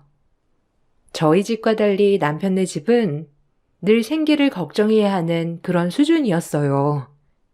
하지만 제가 그때 뭐가 쉬웠는지 남편이 참 좋았죠. 부모님은 외동딸 고생할까봐 결혼을 극구 반대하셨지만 전 성인이라면 모든 상황을 책임질 수 있겠다 싶어 남편을 선택했어요. 결혼 전 남편은 뚜렷한 능력은 없었지만 그래도 절 많이 아껴주고 사랑해 주었거든요. 그 모습에 반해 이 사람이면 괜찮겠다 싶었죠. 하지만 현실은 훨씬 더 고달팠습니다. 성악을 전공했던 제가 늘 어린아이들 입시를 하며 벌어온 돈으로 겨우겨우 생계를 꾸렸으니까요. 남편은 고졸 출신이었지만 다니던 직장을 번번이 그만두며 늘 이리저리 다른 일을 할 궁리만 세웠죠. 이런 게 반복이 되자 사이가 좋던 저희 부부도 점점 금이 가기 시작하였어요. 돈 앞에 장사가 없더라고요. 늘 반복되는 싸움이었죠. 언제까지 이렇게 놀고만 있을 거야? 일을 해야지. 내가 벌어오는 돈으로 계속 감당이 안 되잖아. 철수 씨네 공장에서 사람 구한다고 하지 않았어? 거기라도 지원해 보는 게 어때? 그래도 남자가 번듯한 직장이 있어야지 가장인데. 구할 거야. 아직 나이도 어리고 창창한데 뭐가 걱정이냐? 넌 너무 곱게만 커서 이 세상을 전혀 몰라. 남자라면 포부가 있어야지. 그리고 우리 엄마도 나한테 이래라 저래라 안 하는데 네가 웬 간섭이야? 아무리 부인이라지만. 뭐? 무슨 말을 그렇게 해? 지금 상황에서 내가 말을 안 하게 생겼어? 나 이번 달에 레슨 학생 2명이나 줄었어. 정말 걱정돼서 그래. 앞으로 이렇게 레슨 한다는 보장도 없는데 자기가 너무 천하태평이니까 내가 이렇게 말하는 거야. 어차피 이래나 저래나 지금 다 적자야. 모든 인생 한 방이다. 기다려. 난 지금 때를 기다리고 있는 것 뿐이니까. 저와 남편이 생활 문제로 투닥거릴 때면 시어머니는 꼭 방문을 열어젖히며 저에게 한 소리 하셨어요. 형편상 분가를 하지 못하고 시어머니와 같이 살았거든요. 시동생도 있었지만 시동생은 일찍이 취업으로 다른 지역에 가 있는 상태였어요. 남편이 왜 이렇게 취직을 안 하면서 기고만장하는지 시어머니를 보면 딱 알겠더라고요. 시어머니는 그저 아들 바보였어요. 뭐든지 아들이 기죽을까봐 늘 저를 나무라고 저를 채찍질 하셨죠. 사실 남편과의 관계보다도 이런 시어머니와 사는 게 참 힘들더라고요. 매번 저만 제정상이 아닌 느낌이 들었으니까요. 하지만 남편은 철저히 제 편이 되어주지 못했습니다. 네가 잘나면 얼마나 잘났다고 남자 기를 죽이니? 그러니까 우리 상철이가 될 일도 안 되는 거다. 원래 여자가 기가 세면 남자가 될 일이 안 되는 법이야. 알아? 그러니까 너를 탓해야지. 왜 상철이를 쥐잡듯이 잡아? 나 원참. 너 지금 그 꼴랑 몇 푼 번다고 유세 떠는 거냐? 당연히 결혼을 했으면 서로 도와가며 사는 게 맞는 거지. 하여간 요즘 것들이란 이기적이란 말이야. 어머님, 말씀 너무하신 거 아니세요? 제가 상철 씨가 일을 하고 있는데도 그러는 거 아니잖아요. 지금 몇 달째 놀고 있는데 그런 말이 안 나오게 생겼어요? 어머님이 자꾸 그렇게 상철 씨를 싸고 도시니까 문제가 이렇게 되는 거라고요. 아셨어요? 너 우리 엄마한테 그게 무슨 말버릇이야? 하여간 눈에 시어머니도 안 보이지? 여기 시댁이야, 알아? 시댁이라고. 그러기나 말이다. 얼마나 내가 우스우면 저렇게 또박또박 말대꾸를 하겠어? 하여간 마음에 안 든다. 넌 제가 뭐가 좋다고 그렇게 결혼을 한다고 나섰어? 원래 여자들이 예술하는 집안이면 다 안 풀리는 거야. 조신하게 회사 들어가서 격리나 하면 얼마나 좋아. 고래 예술한다고 저렇게 설쳐대니 기만 세지지. 우리 아들 기나 죽이고 말이야. 아유, 속상해 죽겠다. 너무들 하시네요, 정말. 전 이 집에서 뭔가요, 도대체? 저만 아등바등 사는 것 같아요. 제가 굳이 왜 이렇게 살아야 하나 싶다고요. 유세 떨지 말아라. 옛날엔 서방이 과거 시험 본다고 공부하면 여자들이 삭바느질 하면서 먹여 살렸어. 그냥 그러려니 해. 정말 어이가 없었어요. 뭐 때문에 이렇게 살아가지 싶었어요. 하지만 친정 부모님한테 손을 벌릴 순 없었어요. 그건 곧 죽어도 할 수 없었거든요. 남편을 보자마자 집안이 문제가 아니라 행실이 뻔히 보인다는 친정 부모님의 반대에도 불구하고 결혼을 강행한 제가 부모님께 힘든 모습을 보여드린다면 부모님이 얼마나 속상해 하실지 눈에 환했기 때문이에요. 그래서 더 이 결혼에 대해서 제가 책임지고 악착같이 살려고 노력했어요. 오히려 밤에도 안 하는 레슨을 받아가며 생활비를 벌었고 남편이 취직하기 전까지 모든 시댁에 돈 들어갈 일은 제가 담당했어요. 그렇게 2년을 생활비에 허덕이며 살았습니다. 그러던 중 어머님이 가지고 계시던 선산의 일부가 팔려 그야말로 집안의 가세가 갑작스레 일어나게 되는 계기가 되었어요. 이제 고생 끝 행복 시작이다. 내가 뭘 했어? 난 이렇게 살 놈이 아니라니까. 너도 이제 레슨 같은 거 안 해도 돼. 그게 사실이야? 그래도 너무 잘 됐다. 우리 진짜 쪼들렸는데 숨 쉴 구멍은 있어진 거잖아. 너무 다행이야. 무슨 소리야? 너는 레슨은 그대로 해야지. 일하다 안 하면 병난다. 그러니까 넌 하던 일 계속해라. 집에서 놀 생각 말고. 요즘엔 여자도 다 직장 생활하는 추세인데 집에서 놀아봐 퍼지기만 하지. 그러니까 넌 하던 일 해. 엄마, 나 이제 그럼 사업 미천 대주는 거야? 진짜 나 해보고 싶었던 사업이 있는데 그 정도 밀어줄 여건은 되지? 당연하지. 우리 장남인데 엄마가 뭔들 못해주랴? 이게 다 네 거야. 그러니까 걱정 말고 아주 기똥찬 아이디어나 물어와. 한순간에 들뜨는 시어머니와 남편이 참 걱정이 되더라고요. 그리고 시어머니는 제가 집에서 노는 꼴이 못마땅한지 절대적으로 일을 하게 하셨죠. 저 역시 여유가 되어도 일은 계속하려고 했기 때문에 딱히 이 부분에 있어서 트러블은 없었지만 내심 섭섭하더라고요. 그동안 그래도 고생했다는 말 한마디라도 듣고 싶었는데 말이에요. 그래도 시댁이 어느 정도 여유가 있어지니 저도 레슨을 좀 줄일 수 있게 되었고 훨씬 삶이 윤택하게 되었어요. 그 무렵 남편은 볼링장을 시작하며 사업을 시작하기도 했어요. 그래도 남편이 뭐라도 하는 모습을 보이자 좀 안심이 되더라고요. 본인 일은 저렇게 열심히 하니까 다행이다 싶은 마음도 좀 들었고요. 그렇게 생활이 안정되어 가자 아이가 갖고 싶어지더라고요. 하지만 남편은 반대했습니다. 우리 이제 아이 슬슬 가져야 하지 않아? 그래도 결혼한 지 2년이 넘어가고 3년째가 되어가는데 아이가 있어야지. 이제서야 살기 편한데 여기서 아이까지 낳자고? 아, 난 싫어. 그리고 잘 키울 자신도 없고 그냥 이렇게 지내고 싶어. 너도 좋잖아. 딱 너만 챙겨도 되고. 애 생겨봐. 이거 해줘야지, 저거 해줘야지. 잘 되면 어디 데리고 다녀야지.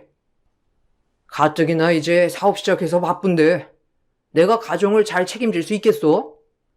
그러니까 아이 얘기라면 하지 마. 난 낳고 싶지 않아. 그래도 생각 한번 해봐. 뭐 강요할 순 없는 거지만 그래도 우리 아이 하나 있으면 좋을 텐데. 어머님도 내심 기다리시는 것 같고. 엄마 안 그래. 아마 내가 제일 소중할걸? 그러니까 너도 아이 생각은 접어. 난 이제 내 삶을 즐기며 살고 싶으니까. 남편은 완강하더라고요. 아이 문제는 부부가 협의해야 할 문제이니 더 이상 강요하면 안 되겠다 싶었어요. 그리고 마음속으로 그저 임신을 하고 싶다고만 생각하고 있었죠. 그러던 중 남편의 동생, 즉 시동생이 결혼을 한다고 하였죠. 동서될 사람은 저와는 다르게 참 똑부러지더라고요. 저와 같이 음대 출신이어서 그런지 말도 잘 통했어요. 서방님이 워낙 어렸을 때부터 시업으로 나가 산 지 오래되어서 이 집에 오는 게 많이 익숙하진 않았지만 그래도 동서는 서글서글 굉장히 싹싹하더라고요. 한눈에 제 맘에 쏙 들더라고요. 어머님은 음대 출신인 동서조차도 예술을 한다며 썩 반기진 않았지만 그래도 반대하진 않으셨죠. 상민 씨한테 들었어요. 형님도 음대에 나오셨다고. 전 피아노 전공이에요. 형님은 전공이 어떻게 되세요? 아, 전 성악이에요. 피아노 치는 손이라 그런지 되게 곱네요. 우리 잘 지내봐요. 뭐 거리가 그렇게 가까운 편은 아니지만 그래도 상철 씨도 동생 하나뿐이고 동서 사이도 우리뿐이니 우리가 잘 지내는 게 제일 좋을 것 같아요. 그렇죠? 네, 그럼요. 상민 씨한테 형이 음대 나왔다고 얘기 들었을 때 얼마나 반가웠는지. 우리 잘 지내봐요, 형님. 제가 잘할게요. 얼씨구, 벌써부터 밥 먹는 거냐? 참나. 어쨌든 너도 이 집에 들어올 거니 얘기해 두는 거지만 상민이야 뭐 어려서부터 일한다고 나가 살고 그랬어. 근데 이제 결혼했으니 자주 찾아오고 알겠니? 뭐 상민이한테 들어봤으니 알다시피 우리 집안이 그렇게 호락호락한 집안은 아니거든. 그네한테 자자 들으면 될 거야. 어쨌든 우리 집으로 들어오게 된 걸 환영한다. 네, 어머님. 앞으로 결혼하면 자주 찾아뵐 거예요. 저희도 일을 하긴 하지만 그래도 자주 찾아뵙는 게 도리죠. 어머님은 처음 보는 동서에게 본인네 집안은 보통 집안이 아니라며 알아서 잘하라고 엄포를 놓으셨죠. 전 그전 시댁이 힘들었던 상황을 알아서 그런지 지금 이렇게 잘 살게 되었다고 저러는 꼴이 우습더라고요. 아무것도 모르는 동서도 당황한 눈치였지만 그저 그냥 웃어 보였고요. 그렇게 서방님네는 무사히 결혼식을 치렀어요. 그래도 이 집에서 동서라도 생기니 조금 편하더라고요. 워낙 외동이기도 하고 여자 형제를 가져보는 게 소원이어서 그런지 동서는 곧잘 말도 통하고 저와 친하게 지내기 시작했죠. 제가 성악 레슨을 하는 걸 알아서 본인 피아노 학원에서 성악할 친구들을 소개해주기도 했고요. 저한테 정말 고마운 기인이었어요. 그렇게 동서한테는 미주알 고주알 제 고민 얘기 깊이 할 수 있는 사이가 되었어요. 아, 이런 거 물어봐도 되나? 근데 형님은 아이 안 가지세요? 결혼한 지 몇 년 되시기도 했고, 딱 보면 아이 좋아하는 것 같은데? 아, 뭐, 가지고야 싶은데, 아직 상철 씨가 마음의 여유가 없나 봐. 그래서 그냥 좀 미루고 있어. 동서는? 저희도 이제 막 결혼해서 아직은 생각이 없긴 한데, 그래도 형님이 먼저 생기면 더 좋겠어요. 아이를 그렇게 좋아하시는데. 아니야, 내 생각 전혀 안 해도 돼.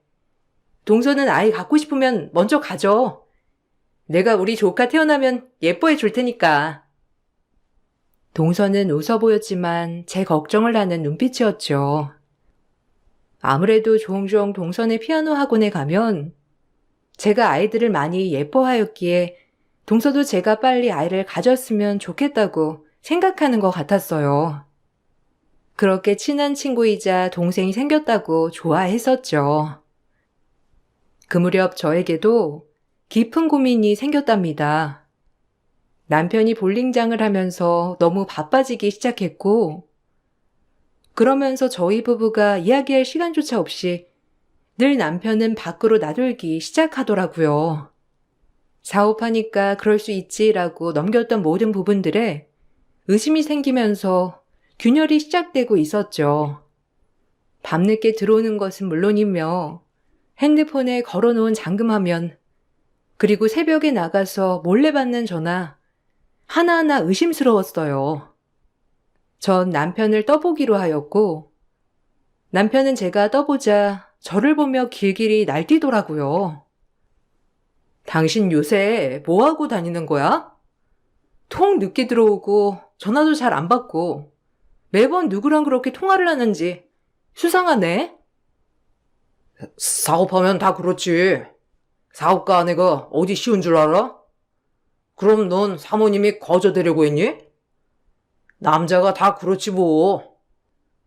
그래도 본인 퇴근하고 가정에 충실한 사람도 많아. 결혼하고 나서는 여유가 없어서 그랬지만 지금은 여유도 있는데 통 우리만의 시간도 없고 이게 뭐야. 좀 나한테도 신경 써주고 집에도 신경 좀 썼으면 좋겠어. 내가 많은 거 바라는 거 아니잖아. 넌 사모 될 자격이 없다. 징징거리긴 하고. 남자가 사업을 하면 좀 밖으로 돌 수 있는 거지. 그렇게 옹졸해서 내가 어디 큰일을 하겠어? 어떻게 말을 그렇게 해? 그냥 앞으로 잘하겠다. 이 말이면 끝날 것을. 나 진짜 의문이야. 자긴 나랑 결혼은 왜 한 거야? 아, 진짜. 그런 질문 좀 하지 마라. 유치하게. 너랑 이렇게 말이 안 통하니까 내가 밖으로만 도는 거야. 그만해, 이제. 남편은 저와 말이 안 통한다는 식이었어요. 전 하도 남편이 이상하여 남편을 미행하기로 결심했어요. 그렇게 남편을 따라 미행을 해보니 가관이었습니다. 볼링장에 데리고 있는 아르바이트생과 보통 사이가 아니더라고요.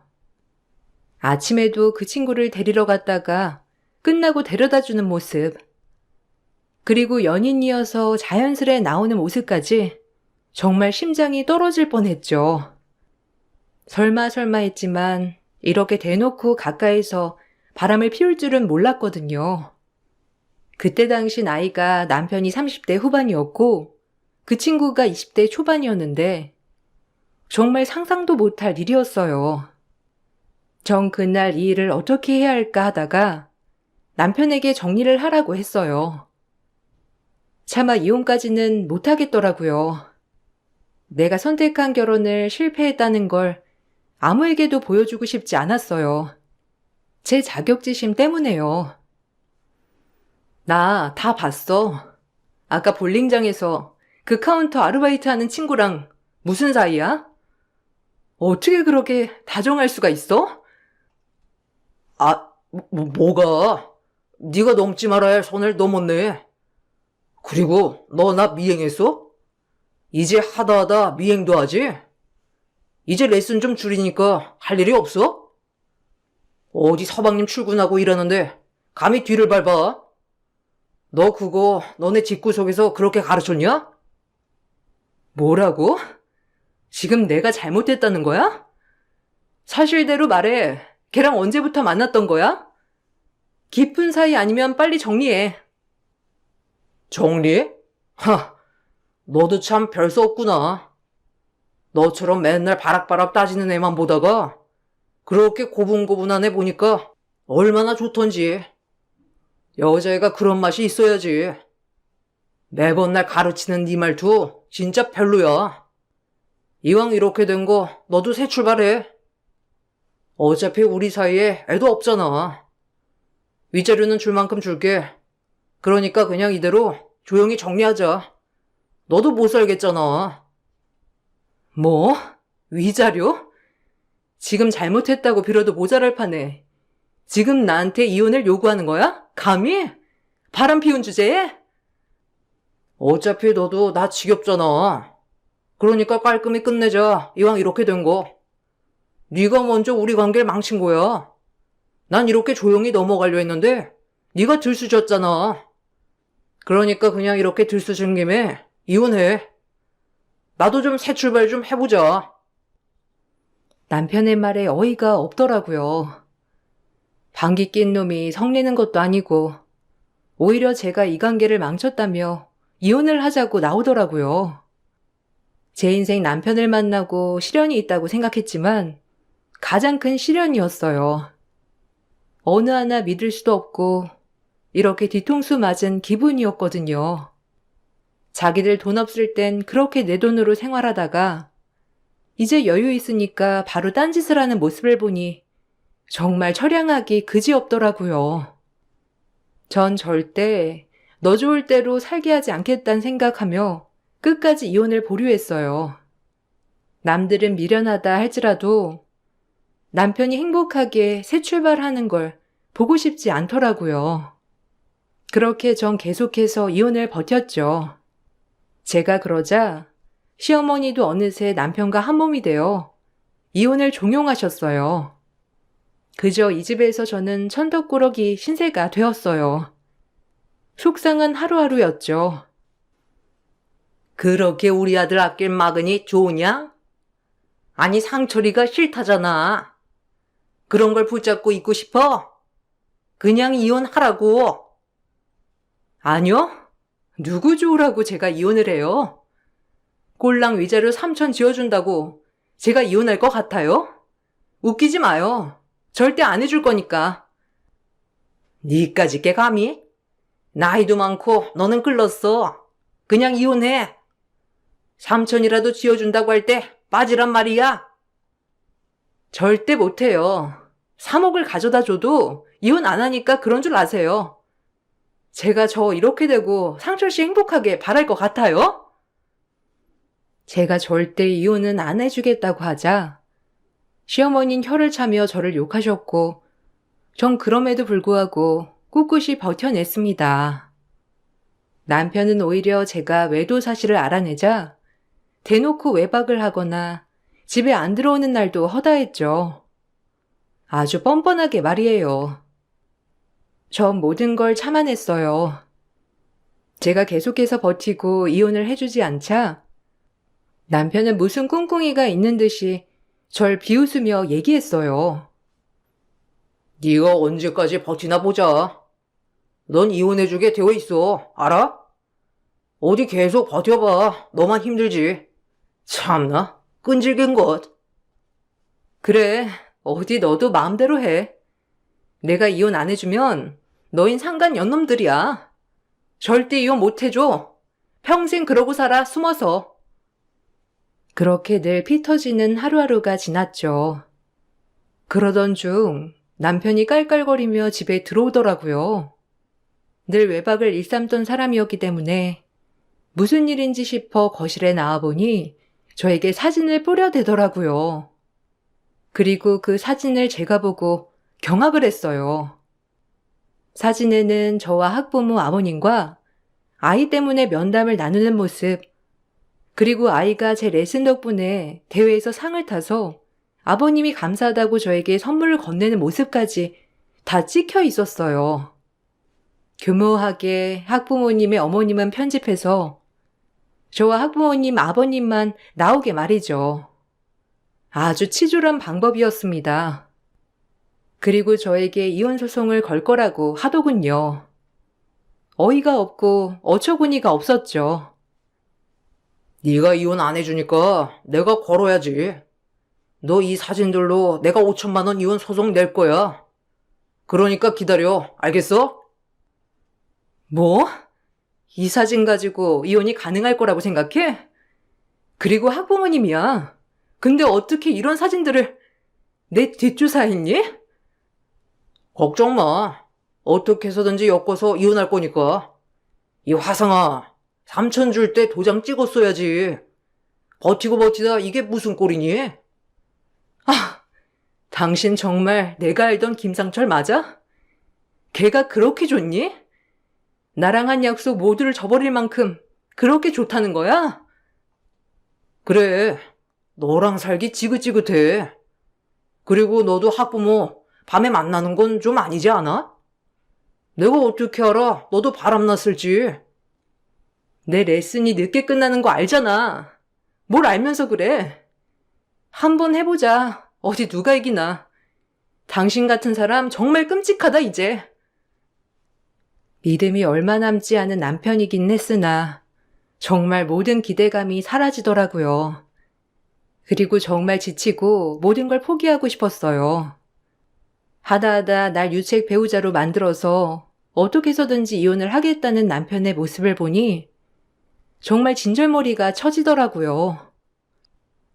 전 그렇게 남편이 소송대로 이혼 소송을 위해 싸워나가기 시작했어요. 남편은 이제 저를 떼어낼 수 있다는 것처럼 좋아하더라고요. 그렇게 법정에 둘이 나란히 서게 되었어요. 저도 이대로는 당할 수가 없어 그동안 모았던 남편의 불륜 증거 자료들을 제출했어요. 이제 버티기가 아닌 네 인생 박살내주마라는 마인드로 소송에 임했어요. 그리고 모든 것들을 동원하여 싸우기 시작하였죠.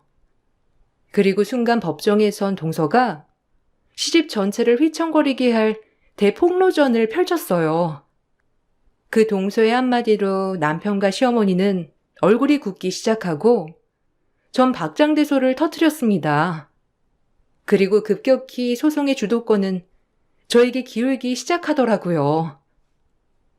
저희 아주버님에겐 숨겨진 딸이 있어요. 상간녀 사이에서 낳은 딸이죠. 저희 형님은 그것도 모르시고 가정을 지켜내려고 애쓰셨습니다. 그런데 아주버님은 이 딸을 호적에 올리려고 계속해서 형님에게 이혼을 요구하였어요. 하지만 본인이 유책 배우자이기 때문에 이혼 소송을 걸 수 없게 되자 형님의 일거수일투족을 감시하여 어떻게 해서든지 이런 사진들을 만들어서 제출한 거예요. 존경하는 판사님, 부디 지금 어떤 상황인지 잘 판단해 주시고 현명한 판단 내려주시길 바랍니다. 부탁드립니다. 동서는 증인석에 진출하여 저렇게 진술을 하였어요. 사실 남편에게는 그 상간녀 사이에서 낳은 자식이 있었고 꽤 오래전부터 저에게 이걸 숨기고 있었어요. 하지만 시어머니와 남동생한테는 보여줬다고 하더라고요. 시동생은 본인 부인한테 이 얘기를 직접 했고요. 제가 그렇게 아이를 바라는데도 남편이 아이를 안 낳는 이유가 이거라고 생각이 든 동서는 같은 여자로서 그리고 좋아했던 형님이 이렇게 당하는 꼴을 보고만 있을 수는 없다고 생각했던 거죠. 그리고 남편도 저와 이혼을 마무리하고 그 상간녀와 아이를 데리고 새 출발을 하려고 저에게 그렇게 이혼을 종용한 거였더라고요. 아이가 커감에 따라 빨리 호적에 올려야 하니 저에게 유책 배우자라는 누명을 씌워서 이혼 소송까지 걸었던 거고요. 정말 어이가 없었습니다. 바람 피우고 허튼 짓 하고 다니는 건 알았는데 자식이 있다니. 그리고 이걸 모두 눈 감아주는 시어머니, 참 기가 막혔죠. 시어머니인 동서의 말이 끝나자 법정에서 쌍욕을 하더라고요. 결국 쌍욕을 하다 끌려 나가셨지만요. 남편 또한 소리를 지르고 난리가 났어요. 그야말로 아수라장이었어요. 너 어디서 주둥이를 함부로 놀려? 지금 여기가 어디라고? 네가 감히 우리 집에 시집 와서 제 편을 드는 거야? 내가 처음부터 마음에 안 들었어 아주. 같은 음대 출신이라고 꽁꽁 붙어서. 아유, 내가 미쳤지. 저런 애들 둘이나 며느리로 들이고. 너 내가 가만히 있을 줄 알아? 우리 둘째도 너랑 이혼시킬 거니까 그런 줄 알아. 네가 그 말을 하고도 우리 집에 붙어 있으려고 해? 거참 조용히 하세요. 안 그럼 퇴정시킵니다. 여기가 어디라고 큰 소리를 치십니까? 참나, 당장 안고 가만히 계세요. 어머님도 그러는 거 아니죠. 같은 여자로서. 저 이혼해도 상관없어요. 어떻게 사람 하나 이렇게 처참하게 만들 수가 있어요? 이런 집이라면 제가 사양하겠네요. 저희가 뭐가 아쉬워서 이런 집에 붙어 있으려 하겠어요. 어디 하나 배운 구석이 없는 집구석인데. 뭐야? 저기 둘이 쌍으로 날 능욕해? 너 내가 이혼 안 시키나 봐라. 너 같은 거 며느리로도 필요 없어. 어쩜 저래 애들이? 이건 모함이에요. 재수 씨는 처음부터 저 집사랑이랑 워낙 친하고 각별했다고요. 말도 안 되는 거짓말이라고요. 지금 거짓말하시면 더 큰 벌을 받게 됩니다. 말씀 똑바로 하세요. 증인, 혹시 지금 한 증언이 거짓은 아닌가요? 제 모든 걸 걸고 말씀드립니다. 절대 한 채 거짓도 없음을 말이에요. 저 사람들이 지금 거짓말을 하고 있는 거라고요. 동서의 증언, 그리고 상간녀와 남편의 아이 때문에 불륜 기간이 밝혀졌고 아이는 생각보다 큰 3살이었더라고요. 무려 3년을 저 몰래 불륜을 저질렀던 거죠. 그렇게 남편은 저에게 위자료를 어마어마하게 주어야 했어요. 거의 선산판돈의 대부분을 말이죠. 전 거기에 더불어 상간녀 소송까지 걸었습니다. 혼외자까지 낳은 상간녀는 이 소송을 절대 피할 수 없었고 저에게 참패하고 말았죠. 그리고 저에 대해 학부모와 그런 사이라고 누명을 씌운 허위사실 유포죄를 적용하여 이것 또한 벌금형을 맞았습니다. 남편의 재산이 저에게 거의 넘어오자 상간녀는 태도가 돌변했다고 해요. 그리고 다행히 그 집구석에서 서방님은 정상이어서 그런지 동서 보고 잘했다고 해주었다고 했죠. 잘했어. 나도 엄마랑 형 마음에 안 들었어. 양심이 있어야지 인간들이. 이제 나도 엄마랑 형 안 보고 살 거니까 네가 법정에서 그렇게 증언한 거 죄책감 갖지 마. 네가 옳은 일 한 거니까 알겠지? 난 너만 있으면 돼. 그러니까 신경 쓰지 마. 미안해. 그래도 자기 가족인데 도저히 참을 수가 없었어. 당신한테 얘기 듣자마자 형님이 얼마나 안타깝던지. 이럴 때 내가 편들어줘야지, 같은 여자로서. 정의는 승리한다, 이런 말도 있잖아. 형님이 그래도 덜 억울하시게 말이야. 전 그렇게 동서 덕분에 모든 법정 소송에서 가뿐히 승리할 수 있었고, 그렇게 남편의 재산을 많이 취할 수 있었죠. 시어머니와 남편은 억울해하면서 저에게 전화로 협박을 하더라고요. 돈을 다시 돌려놓으라고 말이죠. 이것 또한 녹취를 해 협박죄로 또 고소를 먹이니 그제야 잠잠해지더라고요. 역시 말이 안 통하는 것들은 그냥 법대로 하는 수밖에 없더라고요. 너 내가 가만히 있을 줄 아냐? 당장 돈 내와. 네가 가당키나 해? 그 많은 돈이? 나 5천만 원 먹고 떨어져 당장. 너 때문에 내 인생 종쳤어. 그러니까 당장 돈 보내. 내가 그 돈 없으면 어떤지 네가 제일 잘 알 거 아니야. 너 그 돈 안 돌려주면 진짜 내가 무슨 짓을 할지도 몰라. 알겠어? 네 인생 종치고 싶지 않으면 당장 계좌번호 불려줄 테니까 돈 보내. 녹취했고 협박죄로 고소할 거야. 정신을 덜 차렸지. 너나 저 아줌마나. 다신 전화하지 마. 인간 쓰레기만도 못한 자식아. 이 일이 있고 동서랑은 그냥 언니 동생처럼 지내고 있어요. 다행히 동서는 서방님과는 아무 문제 없이 잘 지내고 있고 아예 시댁과는 손절한 채 살아가고 있다고 했죠. 이렇게 지나고 나서 서로 만나 얘기를 해보니 얼마나 깔깔거리고 재밌던지.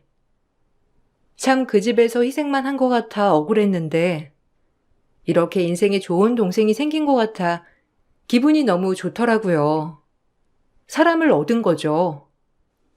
형님, 아니다. 이제 언니라고 해도 되죠? 참나 그 집구석 진짜 뻔뻔해가지고.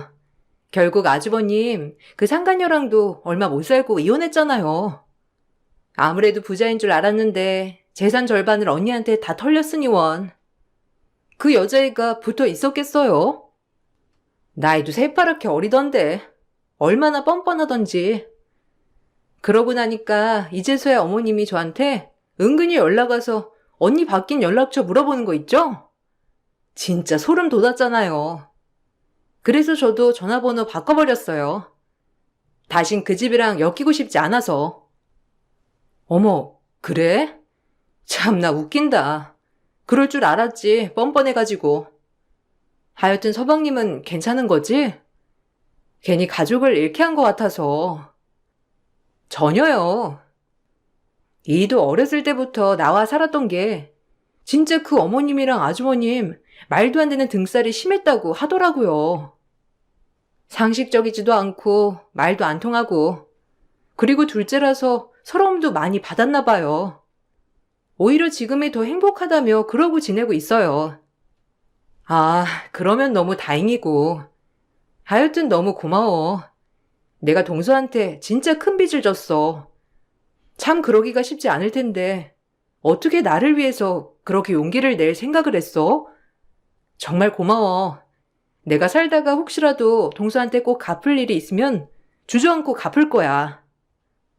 에이, 전혀.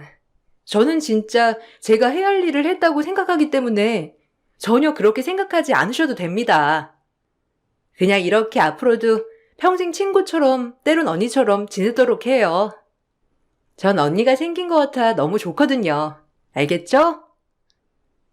너무나도 고마운 동서 덕분에 제 인생의 앞날은 변했어요.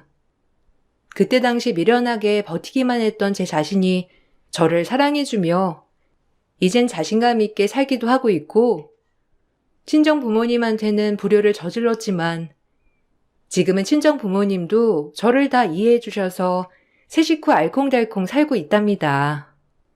그리고 대학원을 진학하여 지금은 대학교에서 외부 강사로 아이들의 성악을 지도하고 있어요. 저를 위해 투자하고 공부하다 보니 더 좋은 일이 생기더라고요. 워낙에 아이들을 좋아하다 보니 가르친 일도 너무 적성에 맞고요. 조금 더 경력을 쌓아서 다음번엔 정교수 임용에 도전해 보려고 하고 있어요. 이렇게 꿈을 펼쳐나가는 지금이 얼마나 행복한지. 어린 나이 철없게 아무것도 몰라 실패하지 말자 버티자라고 생각했던 그 당시 저에게 말해주고 싶어요. 정말 세상엔 행복한 일도 많고 쓸데없는 거에 연연하지 말라고 말이죠. 하지만 그때의 제가 있기에 지금의 제가 있는 거겠죠? 돌이켜보면 후회스럽기도 한 지난날이지만 전 정말 그때의 배움으로 지금 실수하지 않고 살아가려 하는 제 자신이 너무 좋아요. 여러분들도 지나온 날 후회하지 마시고 조금 더 단단해지고 멋진 사람이 되시길 바랍니다. 이만 제 글을 마칠게요. 감사합니다.